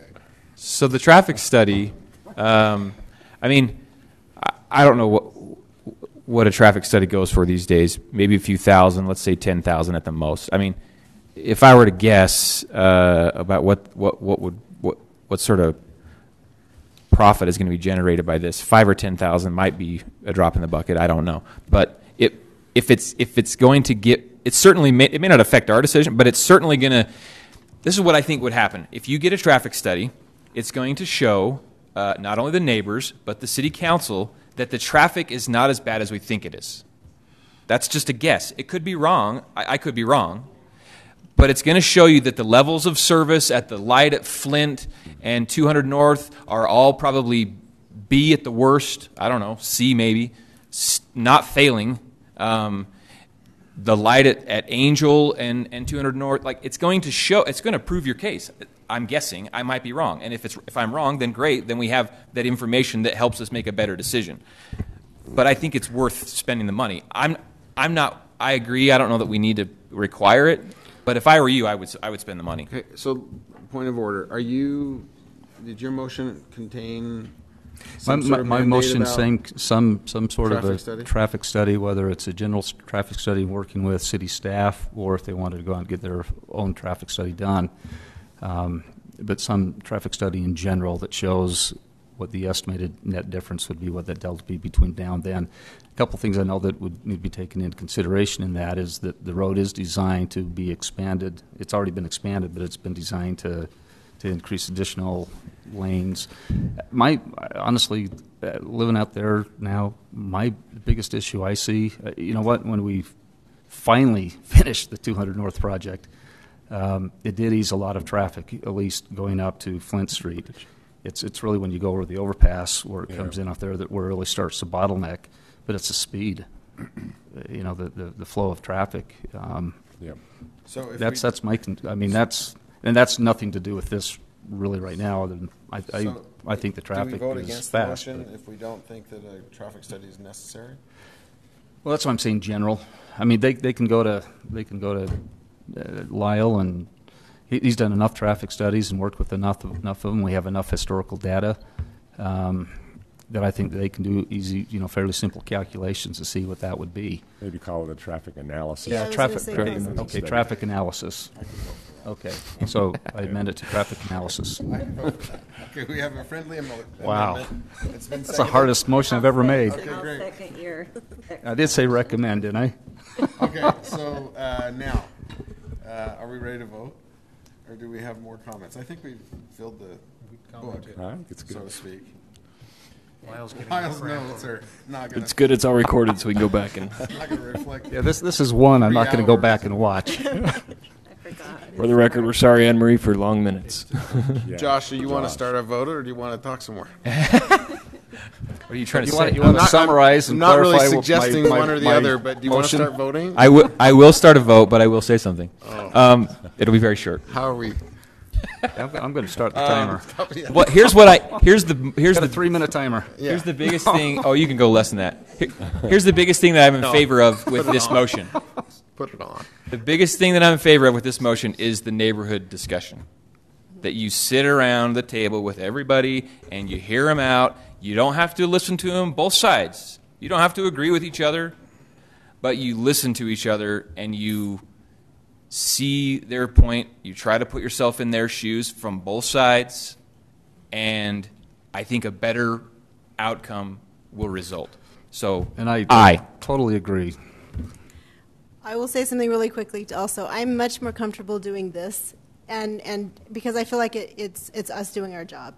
in a better way. To be able to favorably recommend something or not recommend it, going all in or out, I think is the job of Planning Commission. So, Aye. Aye. Aye. Aye. Aye. Aye. Lyle, did you get that? Yes. Amendment made by Gary. Mr. Bullock and Seconded by Betty. By Betty. Amended Okay. by Gary. Seconded by Betty. Done? We're not done, Norman. Unanimous vote. Okay. We still have. Yeah, we still have a couple things. We're not done. Cal, can we skip the Are we done? other stuff and just Take adjourn? the one that you I need a did. drink. Yeah, I think Okay. just what Thank you all. We're going to continue with our meeting. So if you'd keep it down a little bit, that'd be great. Call to the public. Yeah. Yeah, here we go. Come on up. You get to talk again if you come I know under the this. I different. appreciate your vote to let the neighborhood, have some meetings and review this. I have a question. I know this isn't a question and answer period, so I emailed all of you about City Code 1734, and so you have my email address. Maybe one of you could get back to me. I don't understand why you kept talking about the general plan, but doesn't 1734 apply? I emailed all of you about that. So this is the municipal city code about PRUD, and it says new construction in an already existing neighborhood has to preserve the character of the existing neighborhood. And then it says to the greatest extent possible, that's the words, greatest extent possible, be the same kind of homes. Doesn't And say so that. maybe one of you can get back to me. Wilf's, I know an expert. No, but it doesn't say the same kind of home. It just says the neighborhood character. So how do you define the neighborhood character? We I could think greatest extent possible. But Yeah, the problem but you we- have is you have Smiths on the other side. You do have a Smith. Well, we've got three sides. Right. Three sides. Right. That's these big Do lots. we ask them to be consistent with Smith's or consistent with you? Well, I think or you could get the them point to here's design it so that those units look like homes. But the Buffer zone. point is, I guess it's actually twofold. My response to that is, number one, this is a legislative decision, right? So it's like we're legislatively you can change code, right? And you don't have to be bound by code. You're changing how it applies to this property. But more specifically to your point, that's preserving the character of existing neighborhood is as subjective as it gets. It's totally subjective about what the character is and whether this changes it. It is. And so, legislatively, we get to decide whether it does or doesn't, and that's our, I guess, it maybe doesn't sit very well with not just you, but and others, certainly. That's our prerogative, right? So... Okay, well, I appreciate it. But it's a good point. We didn't specifically mention it. I know it was in my mind. I did read your email, but we didn't. Maybe we should have addressed it specifically. I think we did when we were talking about buffering. Okay, yeah. Because what buffering is a way to say there's this kind of thing here, there's this kind of thing here. They're totally different. What do you put in the middle? If you have apples over here and you have oranges over here, what do you put in the middle? Do you put apple or do you put oranges? And so A pineapple. This is kind of a mix between this spot. Right. You'd have to put an apple orange there. Hopefully we can get an R18. Yeah. Thank you. Anybody else for the call to the public? Just really quickly, I wanted for the record to state that that's not a gas line that goes through our backyards. It is a major petroleum that goes from the refineries Right. up to the state of Idaho. That's right. I mean, there's a diesel line, and then they have another line that they do refined petroleum. It's at high pressure. It's high temperature. It's not your average gas line that we all run our furnaces off of. Yeah. Second of all, I appreciate you bringing up the Far West property, and I think we should look at the green space that they have around that.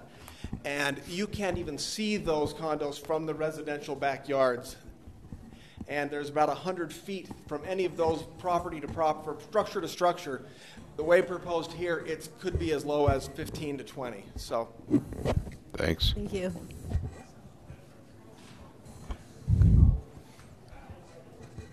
Spencer, they're going to go up and just, since we're talking facts, I wasn't exactly trying to read criminal into it, but if we're going to make the comments in regards to it, I'd like to see what the facts are. I don't know about you, but where I work, it's a very low-income area, and it is a higher crime rate. That's a fact. So So now, I guess wasn't the trying question to is say- this a low-income area?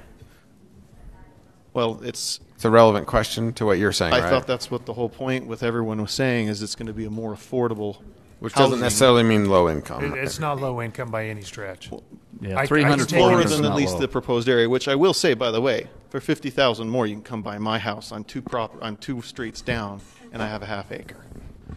So I get it. I'm just trying to say, the individual who talked about, my mother wants to come back here. She doesn't want a half acre lot.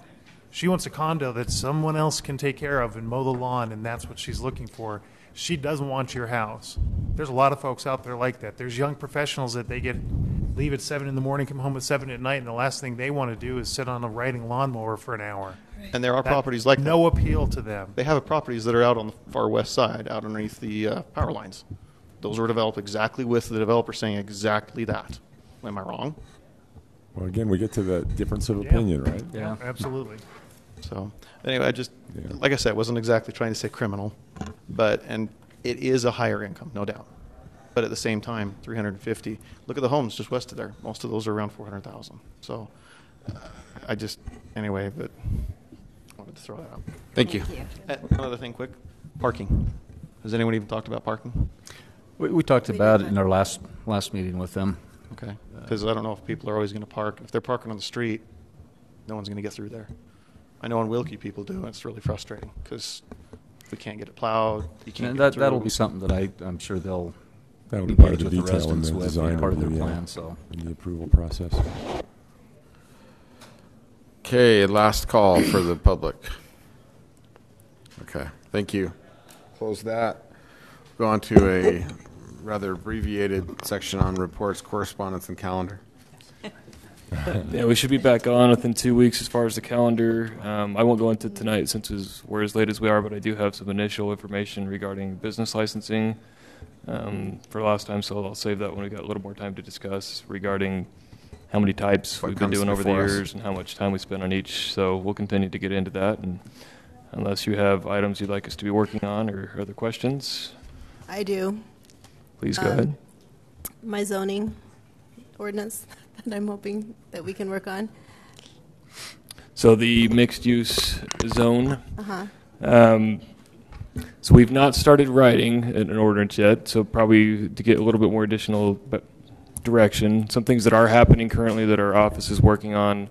We're currently moving forward with an RP to engage and some consultants to get a strategic plan taken care of and done, and so that's out there. We're hoping by the end of the month maybe to have somebody on board and begin rolling forward with that in the short future, near future. And then the general plan update. So I will engage if there's a broader consensus strictly from the Planning Commission, and we can get to work on something with that. I've got a handful of ordinances to be working on, and where that sits in the priority. I guess it hasn't been on my radar. It's one that I'm currently working on, highly actively assuming those other processes. But if there's a sense from the Commission as a whole to come forward with some examples, I'd be happy to do that. Okay, thank you. I'm going to be out of town for the next meeting. I won't be here. I don't know. I mean, I think if you've got a list of ordinances you're working on, maybe we should look at them and see which ones we like. Because I don't have a very good sense. I can't prioritize without knowing more. So I'd say just next time, let's tell us what you're working on, or maybe tell us now. But the short list is there's an accessory dwelling unit item that's come from the City Council to research and look into. So that's one thing that's being explored and looked at. So that's ADUs, pretty popular around and becoming kind of a big pressure issue here in Kaysville. A lot of requests on it. The mixed use, perhaps what I'll do maybe prior to engaging deep into ordinance, right, for Commissioner Tran's request, I could come the next meeting or one following, maybe with some examples of what mixed use looks like in different areas to get a gauge on what you like to then craft an ordinance towards that. So, because it's a big spectrum, I think we probably have a lot of research and vetting to go through as a commission as to what we're trying to create before I get into the text itself. So I will put that on my radar to have that to you very soon. I think an exercise of that could be done fairly quickly. Someone want to adjourn? No. Stay here. Let's make motion to adjourn. Great.